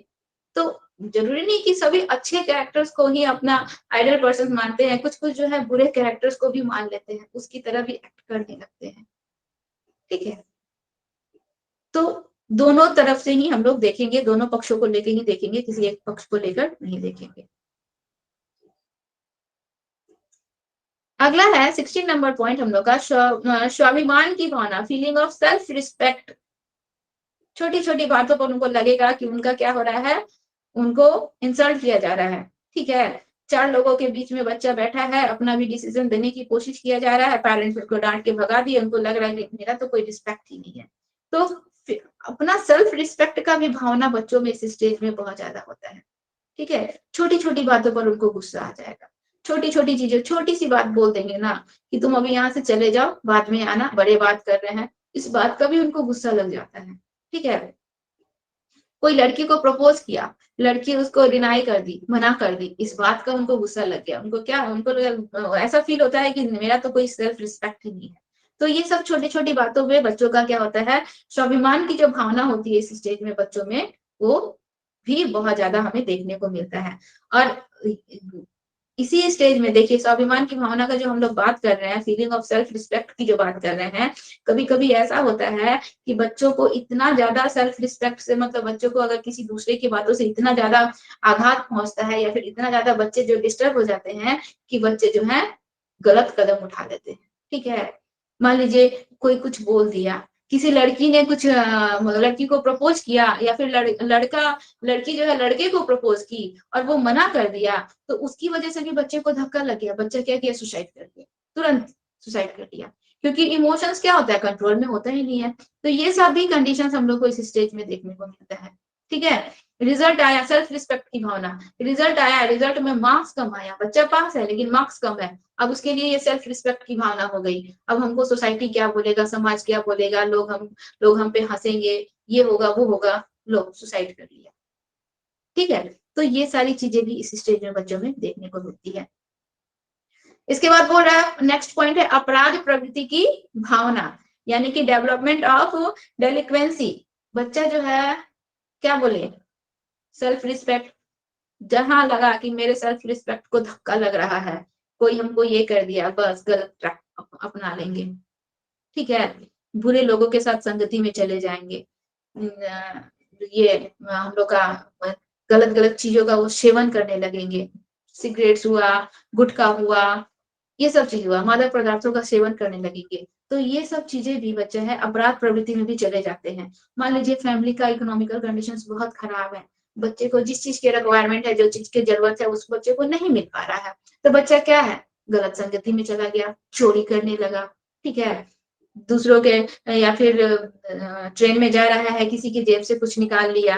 तो ये सारी चीजें ये क्या है, अपराध प्रवृत्ति है, बच्चा अपराध की तरफ चला गया। ज्यादातर क्या होता है, किसी चीज की कमी से और बहुत ज्यादा रिस्ट्रिक्शन से, पेरेंट्स बहुत ज्यादा दबाव डाले हुए हैं, तुमको ये करना है वो करना है, पैसे मनी जेब खर्च नहीं दे रहे हैं, बाहर में देख रहे हैं कि फ्रेंड्स के पास पैसा है, वो पैसा अपने गर्लफ्रेंड पे लुटा रहे हैं, या फिर जो मन है वो खरीद रहे हैं, जो मन वो खा रहे हैं, हमको कुछ नहीं मिल रहा है। बच्चा क्या करेगा, हमारे पास पैसा नहीं है, अपना रिक्वायरमेंट पूरा करने के लिए क्या करेगा, गलत कदम उठाएगा, या तो घर से चोरी करेगा, या फिर बाहर से चोरी करेगा, या फिर कुछ और करेगा। तो ये सारे काम भी बच्चे जो है इस स्टेज में गलत ट्रैक पर जाने का संभावना सबसे ज्यादा रहता है इस स्टेज। ठीक है, इसमें समझ में आया ना? Yes ma'am.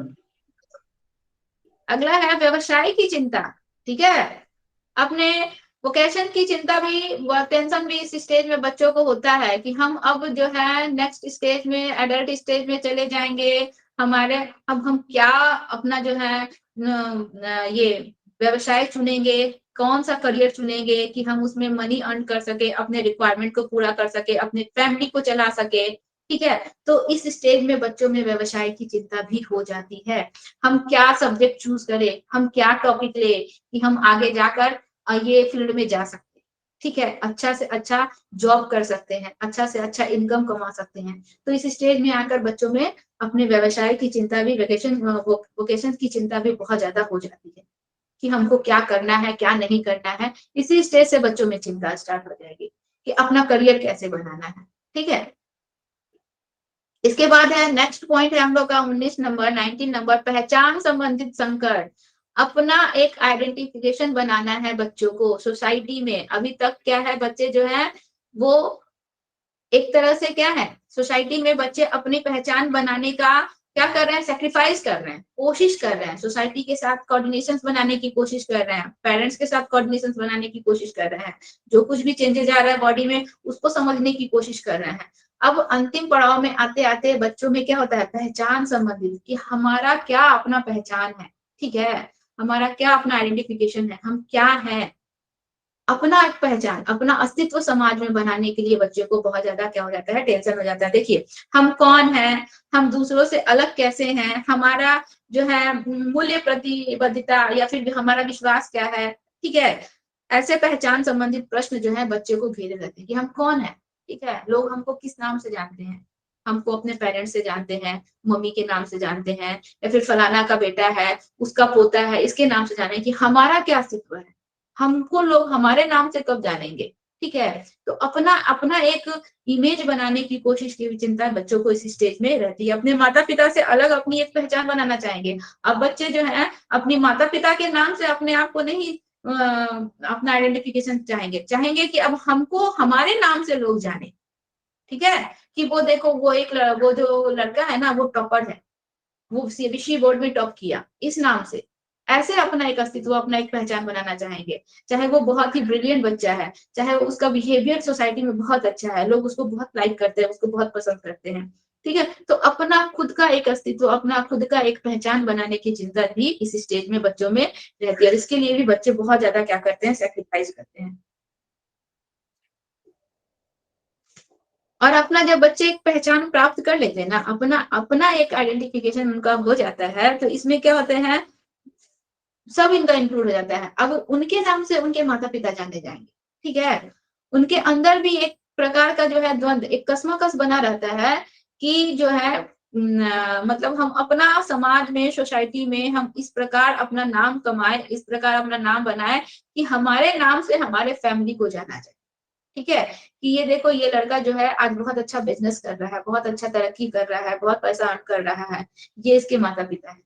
तो उसके उस प्रकार उसका भी द्वंद उसके मन अंदर एक कश्मकश बनी रहती है। इसके लिए वो बहुत ज्यादा सेक्रीफाइस करता है, वो बहुत ज्यादा प्रयत्न करता है, बहुत ज्यादा कोशिश करता है इस स्टेज में। इस स्टेज में बच्चे बहुत ज्यादा लेबोरियस होते हैं, बहुत मेहनती होते हैं। जितना आप वर्क करवाना है करवा लो, ठीक है। और बहुत ही लगन से, बहुत ही ईमानदारी से बच्चे इस स्टेज में करने के लिए रेडी रहते हैं। देखिए एक हम लोग के मनोवैज्ञानिक है इरिक इरिक्सन साहब। इरिक इरिक्सन के अनुसार जो है वो क्या बोल रहे हैं कि किशोर जो होते हैं परस्पर विरोधी पहचान की समस्या को उलझाना सा विरोधी पहचान की समस्या को उलझा सकते हैं। वे एक नए आत्मबोध को विकसित कर लेते हैं, ठीक है। मतलब कि उनके पास एक प्रकार की समस्या रहती है कि सोसाइटी में अपना एक अस्तित्व बनाना है, अपना एक पहचान बनाना है, उसके लिए वो बहुत ज्यादा सेक्रीफाइस करते हैं, बहुत ज्यादा वो प्रयत्न करते हैं। अगर बच्चे उसमें सक्सेस हो गए, ठीक है, जो बच्चे उसमें सक्सेस हो जाते हैं उनका तो मनोबल बढ़ जाता है। वो सक्सेस हो गया, उनका अपना एक पहचान बन गया सोसाइटी में, अपना उनका एक अलग से आइडेंटिफिकेशन हो गया, तो वो बच्चे सक्सेस हो गए, उनका मनोबल बढ़ गया। लेकिन जो बच्चे इस काम में सफल नहीं हो पाते हैं, वो क्या हो गया, असफल हो गए। उन बच्चों का मनोबल और ज्यादा डाउन हो जाता है, ठीक है। जो इस कश्मकश से जो बच्चे निकल गए वो तो सफल हो गए, वो लाइफ में आगे क्या करेंगे, डेवलप करेंगे, तरक्की करेंगे। लेकिन जो बच्चे असफल हो गए, जो इस कश्मकश से अपने आप को नहीं निकाल पाए जो बच्चे, वह बच्चे क्या हो जाते हैं, डाउनफॉल की तरह गिर जाते हैं, उनका मनोबल जो है डाउन हो जाता है। ऐसे बच्चों को फिर से ट्राई करने में बहुत सोचना पड़ता है। वो दोबारा जो है, एक बार जब हम असफल हो जाते हैं तो हमको दोबारा उस चीज को करने में क्या करना पड़ता है, हम बहुत सोचते हैं कि हम फिर से ट्राई करेंगे, क्या पता हम सफल होंगे या नहीं करेंगे, हम फिर से ट्राई करेंगे तो फिर से हमारा टाइम वेस्ट होगा। तो ये बहुत चीजों को, बहुत सारे प्रश्न उनके मन में घेरे रहते हैं, ठीक है। तो इरिक्सन साहब यही कहते हैं कि जो इस संकट का सामना कर लेता है व्यक्ति, वह व्यक्ति क्या कहलाता है हम लोग का। हाँ बोलिए सुभानु जी। मैम ये भी एक इशू होता है ना इस एज में, हाँ। शायद डिप्रेशन में बच्चा लोग शायद इसी कारण से भी एक चला जाता है। बहुत बड़ा सीरियस हाँ प्रॉब्लम ये भी है एक इस इश्यू होता है। अब बच्चा किसी चीज के लिए ट्राई कर रहा है, बार बार कोशिश कर रहा है और बार बार बच्चा जो है फेल हो जा रहा है, तो बच्चा जो इससे उसका बच्चे का जो मनोबल है, मोरल वो तो डाउन हो जाता है ना, मोरल तो बच्चों का डाउन हो जाता है। फिर बच्चों को उस चीज को करने में क्या होता है, बहुत सोचना पड़ता है, बहुत समझना पड़ता है, फिर से रीस्टार्ट करने में उनको हिम्मत जुटाना पड़ता है, ठीक है। फिर तो मोटिवेट यही मोटिवेट इरिक्सन जी कैसे यही किया बोल रहे हैं। जाता है मैम? बोलिए क्या बोल रहे हैं। मैम फिर उन लोग को मोटिवेट करना भी तो बहुत दिक्कत हो जाता होगा टीचर के लिए। वो टीचर का बात भी उन लोग इस एज में सुनना पसंद नहीं करता है, ना के बराबर ही करता है। इस स्टेज में बच्चे टीचर्स का बात सुनना पसंद नहीं करते हैं, लेकिन बच्चे टीचर्स का बात सुनेंगे कब, जब आप बच्चे से पोलाइटली बिहेव करेंगे, आप उसके फीलिंग्स को समझेंगे, आप उसके प्रॉब्लम्स को समझेंगे। तो क्यों नहीं आपसे, जैसे हम आपको क्या बताएं कि इस स्टेज में जो है बच्चे जो हैं बहुत ज्यादा डिप्रेशन में रहते हैं, बहुत ज्यादा परेशानियों से घिरे रहते हैं। लेकिन अगर पेरेंट्स या टीचर्स उनके साथ उसी लेवल में जाकर उनके प्रॉब्लम्स को समझकर उनसे बात करें, तो क्या बच्चे उनके साथ अच्छे से बिहेव नहीं करेंगे या फिर उनके बातों को नहीं समझेंगे, जरूर समझेंगे। हमको क्या करना है, हमको बस उसके साथ पोलाइटली बिहेव करना है, उसके साथ जो जो भी प्रॉब्लम्स हो रहे हैं उसके प्रॉब्लम्स को समझना है और हमको उसको सोल्यूशन बताना है कि ऐसा हर किसी के साथ होता है इस स्टेज में, आपको ऐसे ऐसे इसका सोल्यूशन करना है, आपको ये काम करना है, ये मेहनत करनी है। तो बच्चे क्यों नहीं बात सुने? बच्चों और फर्स्ट टीचर्स या अटेम्प्ट पेरेंट्स के बीच में इतना ज्यादा जो डिस्टेंस होता है, वो डिस्टेंस का एकमात्र रीजन क्या है? क्योंकि पेरेंट्स जो है बच्चों की बातों को, बच्चों की फीलिंग्स को समझते ही नहीं है। उनको बात बात पर डांट डुटकार देते हैं, ठीक है, उनको उनसे प्यार से बात ही नहीं करते हैं, उनको वैल्यू ही नहीं देते हैं। इसकी वजह से वो डिस्टेंस बनता जाता है। लेकिन आप देखिए, जितने भी हाई सोसाइटी वाले, जितने या फिर जितने भी एजुकेटेड पर्सन होते हैं, जितने भी एजुकेटेड पेरेंट्स हैं, उनको ये चीजें समझ में आती है, अपने बच्चे को कैसे हैंडल करना है इस स्टेज में, ठीक है, अपने बच्चे को कैसे हैंडल करना है, कैसे उसकी प्रॉब्लम्स का सॉल्यूशन करना है, वो सब जानते हैं। एजुकेटेड अगर माता पिता हैं तो उनको पता है कि ये स्टेज जो है सबसे हम लोग का डेंजर स्टेज है। हमको अपने बच्चे को इसमें बहुत अच्छे से रखना है, बहुत अच्छे से उससे पोलाइटली बिहेव करना है, उसके फीलिंग्स को समझना है, वो क्या बोल रहा है उसके विचारों को एक्सेप्ट करना है। ये सब चीजों को वैल्यू दीजिए, बच्चा आपसे कनेक्ट रहेगा, आपसे जुड़ा रहेगा, आपकी हर बात को मानेगा। ठीक है। यस मैम, लेकिन फर्स्ट अटेम्प्ट में तब भी मैम वो लोग एग्रेशन दिखाता है, आप कितना हाँ, भी पोलाइटली एग्रेशन बात करना दिखाते चाहें। एग्रेशन दिखाते हैं, और एग्रेशन इस स्टेज में बच्चों में बहुत ज्यादा रहता भी है, ठीक है। लेकिन वो माता पिता के लिए चैलेंज है कि उसके एग्रेशन को कैसे शांत किया जाए, ठीक है, उसको उस स्टेज में कैसे हैंडल किया जाए, वो माता पिता के लिए चैलेंज की बात आती है। तो एजुकेटेड अगर माता पिता रहेंगे, उनको समझ रहेगी कि इस स्टेज में कैसे हमको बच्चे को हैंडल करना है, वो ठीक अपने बच्चे को हैंडल कर ले। ठीक शायद है। इसीलिए भी मम्मी पापा लोग एग्रेशन में बहुत शांत और काम होकर के बच्चों से बात करते हैं मैम, मेरा देखिएगा, पर्सनल। हाँ, प्री प्री चाइल्डहुड में चाहे पोस्ट चाइल्डहुड में बच्चा अगर बहुत ज्यादा एग्रेशन में है, बहुत जिद कर रहा है, फादर जो है 2-3 थप्पड़ लगा भी देते हैं। लेकिन जब इस स्टेज में आइएगा, कोई भी पेरेंट्स अपने बच्चों पे जल्दी हाथ नहीं उठाते हैं, चाहे बहुत जल्दी उस पर गुस्सा नहीं होंगे, ठीक है। अगर जिन पेरेंट्स को इसका नॉलेज है कि एग्रेशन से क्या हो सकता है, बच्चा हमारा गलत रास्ते पे जा सकता है, चाहे हमसे वो डिस्टेंस बना सकता है, तो वो पेरेंट्स कभी भी ऐसे बच्चों पर हाथ नहीं उठाएंगे, चाहे डांटेंगे नहीं ऐसे बच्चों को। ठीक है, हम लोग छोटे बच्चे होते हैं, किसी प्रकार का जिद कर रहा है, कुछ कर रहा है, उसको 2-3 थप्पड़ लगा दिए, उसको डांट दिए, उसके मन में डर है कि अभी तो हमको पापा का नहीं मानेंगे, पापा हमको मार देंगे, पापा हमको ये कर देंगे, ठीक है, वो डर से शांत हो जाएगा। लेकिन इस स्टेज में बच्चा जो है, उसके मन में इतना ज्यादा एग्रेशन होता है कि अगर पापा डांट देंगे, मार देंगे, घर छोड़कर चला जाएगा, वो पापा को ही डरा देगा, वो लोग पापा हमको मार देंगे, ठीक है, वो पापा को ही डरा देगा, ठीक है, पापा हमसे इस तरह से दूसरों के सामने कैसे बात कर लिए, वो कुछ अलग गलत स्टेप ले लेगा। तो इसीलिए पेरेंट्स जो होते हैं बड़ा सावधानी से इस स्टेज के बच्चों को हैंडल करते हैं।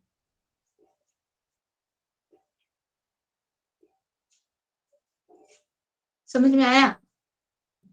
और भी कुछ यस पूछना मैम। है? No ma'am. नहीं पूछना है? चलिए, तो क्या होता है इस स्टेज पे बच्चों में, हम लोग क्या देखे कि बच्चे जब इस स्टेज में मतलब इस प्रॉब्लम का सॉल्यूशन करके आगे की तरफ स्टेप ले लेते हैं, तो बच्चे तो क्या हो गए, सफल हो गए, डेवलप कर गए, आगे की तरफ मूव कर गए। लेकिन जो बच्चे मूव नहीं कर पाते हैं, वो डिप्रेशन में चले जाएंगे, ठीक है, वो बच्चे जो है मतलब प्रॉब्लम में चले जाएंगे। तो ऐसे बच्चों को जो है पेरेंट्स को हैंडल करना या फिर टीचर्स को हैंडल करना चाहिए, उनको मोटिवेट करना चाहिए, ठीक है, अच्छे से उनको मोटिवेट करें कि आप जो है लाइफ में ये सब चीजें होती हैं, हम फिर से ट्राई करेंगे, फिर से कोशिश करेंगे, तो फिर हम उसमें सक्सेस हो जाएंगे। तो पेरेंट्स को इस स्टेज में बच्चों को मोटिवेट करना चाहिए। इसके बाद हम लोग का एक पॉइंट है दुश्चिंता संबंधी भावना। बच्चों में जो है इस स्टेज में मतलब अलग अलग गलत गलत थिंकिंग आने लगता है, गलत गलत थिंकिंग जो होता है।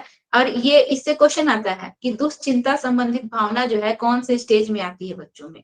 अलग अलग गलत गलत थिंक अपने प्रति, अपने लिए वो अलग अलग गलत गलत थिंकिंग सोचने लगते हैं कि हम इसमें सक्सेस होंगे या नहीं, हम ये कर पाएंगे या नहीं, हम फ्यूचर में आगे कुछ बन पाएंगे या नहीं, ऐसी चीजें, ठीक है। तो देखिए इसमें क्या होता है, बच्चे जो है डिप्रेशन में चले जाएंगे, अकेले रहने लगेंगे, किसी काम को करेंगे तो मतलब डाउट में रहेंगे कि हम, जैसे कि मान लीजिए कोई करियर चूज किए, साइंस लिए, ठीक है, आगे जाके हमको साइंटिस्ट बनना है या हमको डॉक्टर बनना है, तो लेने के लिए तो ले लिए, डिसीजन ले लिए, लेकिन इसमें भी डाउट में रहेंगे कि हम इसमें सक्सेस हो पाएंगे नहीं, हम इसको सक्सेसफुली इसमें पास हो पाएंगे नहीं, हम लाइफ में जो सोचे हैं वो कर पाएंगे या नहीं।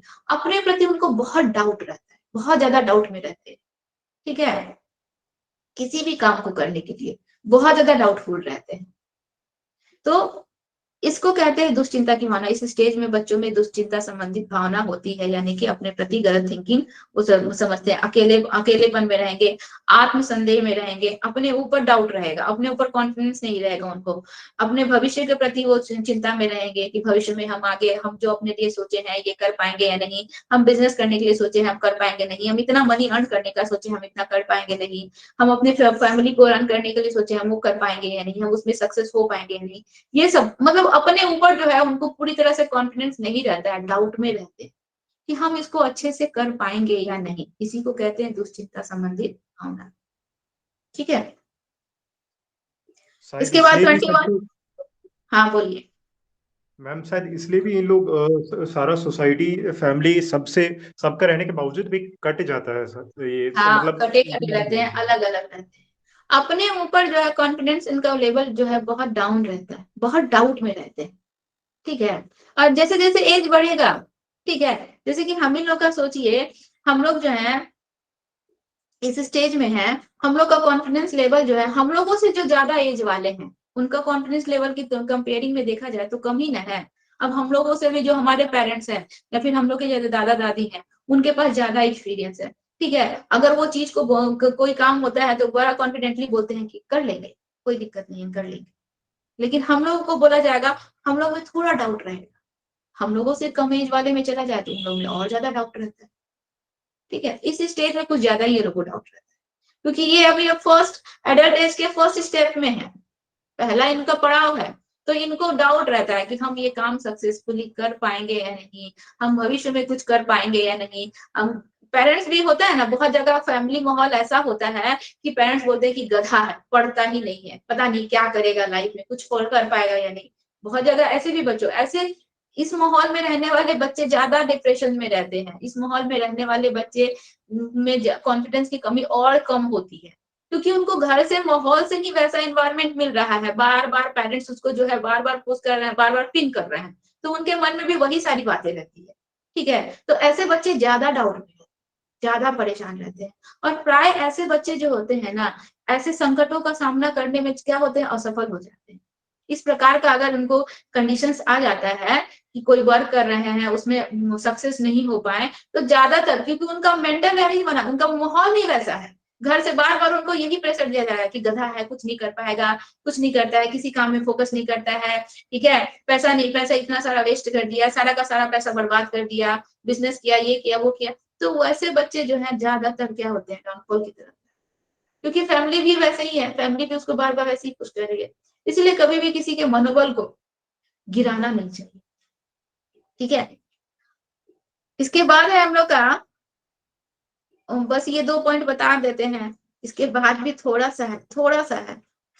अच्छा देखिए, मादक पदार्थों का दुरुपयोग, अब गलत घर का प्रेशर है, गलत संगत में पड़ गया है, आर्थिक रूप से घर में तंगी है, तो बच्चा क्या करेगा, चोरी चकारी करेगा, गलत लोगों से उसकी संगति बनेगी, गलत चीजों का वो क्या करेगा, सेवन, जितने भी हम लोग के मतलब सिगरेट है, गुटखा है, शराब है, इन सब का भी बच्चे इस स्टेज में सेवन करने लगते हैं, गलत राह पर चले जाते हैं, ठीक है।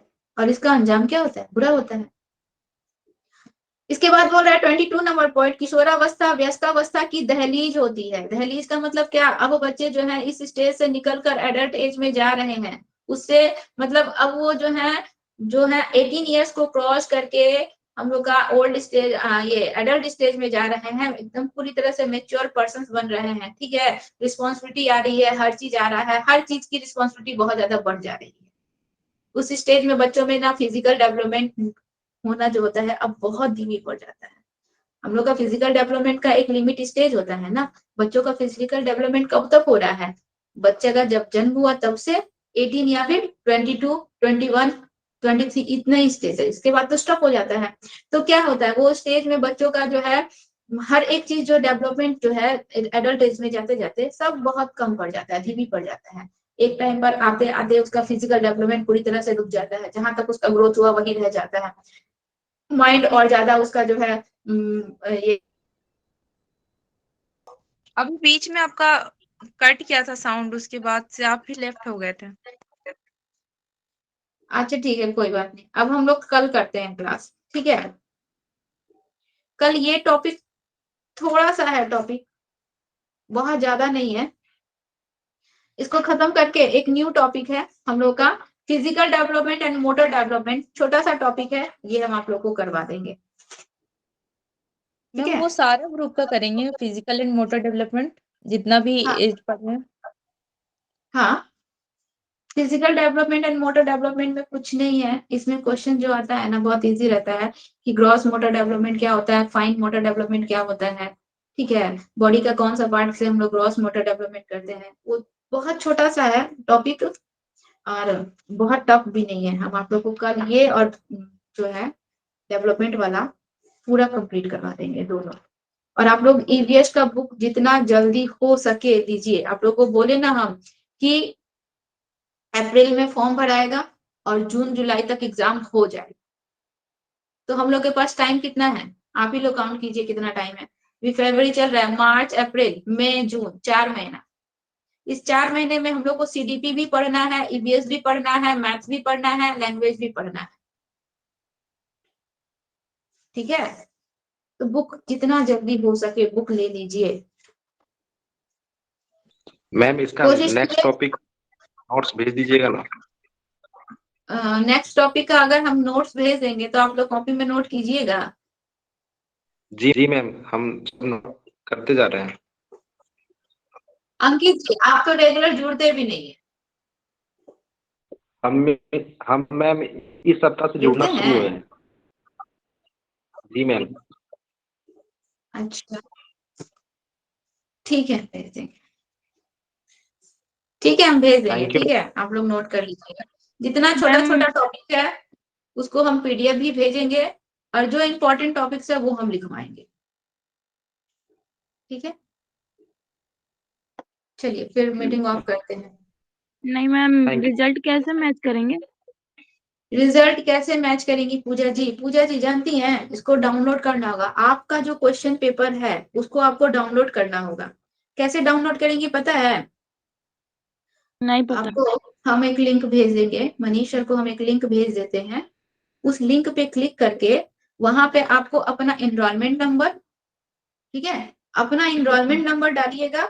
एनरोलमेंट नंबर डालिएगा और जो जो वहां पे मांगेगा, आपका जो एडमिट कार्ड आया है ना, उन सब यस से मैम। जो जो मांगेगा वो सब उसमें भर दीजिएगा और उसको डाउनलोड कीजिएगा। गूगल में जाके, गूगल में जाके डाउनलोड कीजिएगा। आपका जो क्वेश्चन पेपर है वो क्वेश्चन पेपर डाउनलोड हो जाएगा। इसके बाद हम एक आंसर की भेजे हैं, मनीष सर के पास ही भेजे हैं। आप मनीष सर से बात कीजिएगा, मनीष सर वो आंसर की आपको दे देंगे। आप जिस डेट पे एग्जाम दिए ना उस डेट का आंसर की निकालिएगा और उससे अपना नंबर मैच कीजिएगा कि आप जो ऑप्शन टिक की है वो ऑप्शन उसमें दिया है या नहीं, मैम ठीक आंसर है। की है मेरे पास। आंसर की आपके पास कहाँ से आ गया? डाउनलोड किए थे मैम। डाउनलोड की थी ना। चलिए हम आपको एक लिंक भेजेंगे, मनीष सर को हम भेज देते हैं। उस लिंक पे क्लिक कीजिएगा गूगल में जाके और अपना एनरोलमेंट नंबर सब चीज डालिएगा तो आपका वाला क्वेश्चन पेपर डाउनलोड हो जाएगा, ठीक है। उसमें आप जो आंसर दिए ना, जैसे कि आप मान लीजिए ऑप्शन नंबर 1 आंसर दी है, वो सब भी वहां पे लिखा रहेगा, वो सब चीज वहां पे लिखा रहेगा। हाँ पूजा जी, आप ही से बात कर रहे हैं, वो हाँ सब वहां मैम। पे लिखा रहेगा, ठीक है। ठीक है मैम। हम लिंक भेज देते हैं सर को, आप सर से बात कर लीजिए। ठीक है मैम। ठीक, ठीक है। Thank you thank ma'am. You ma'am.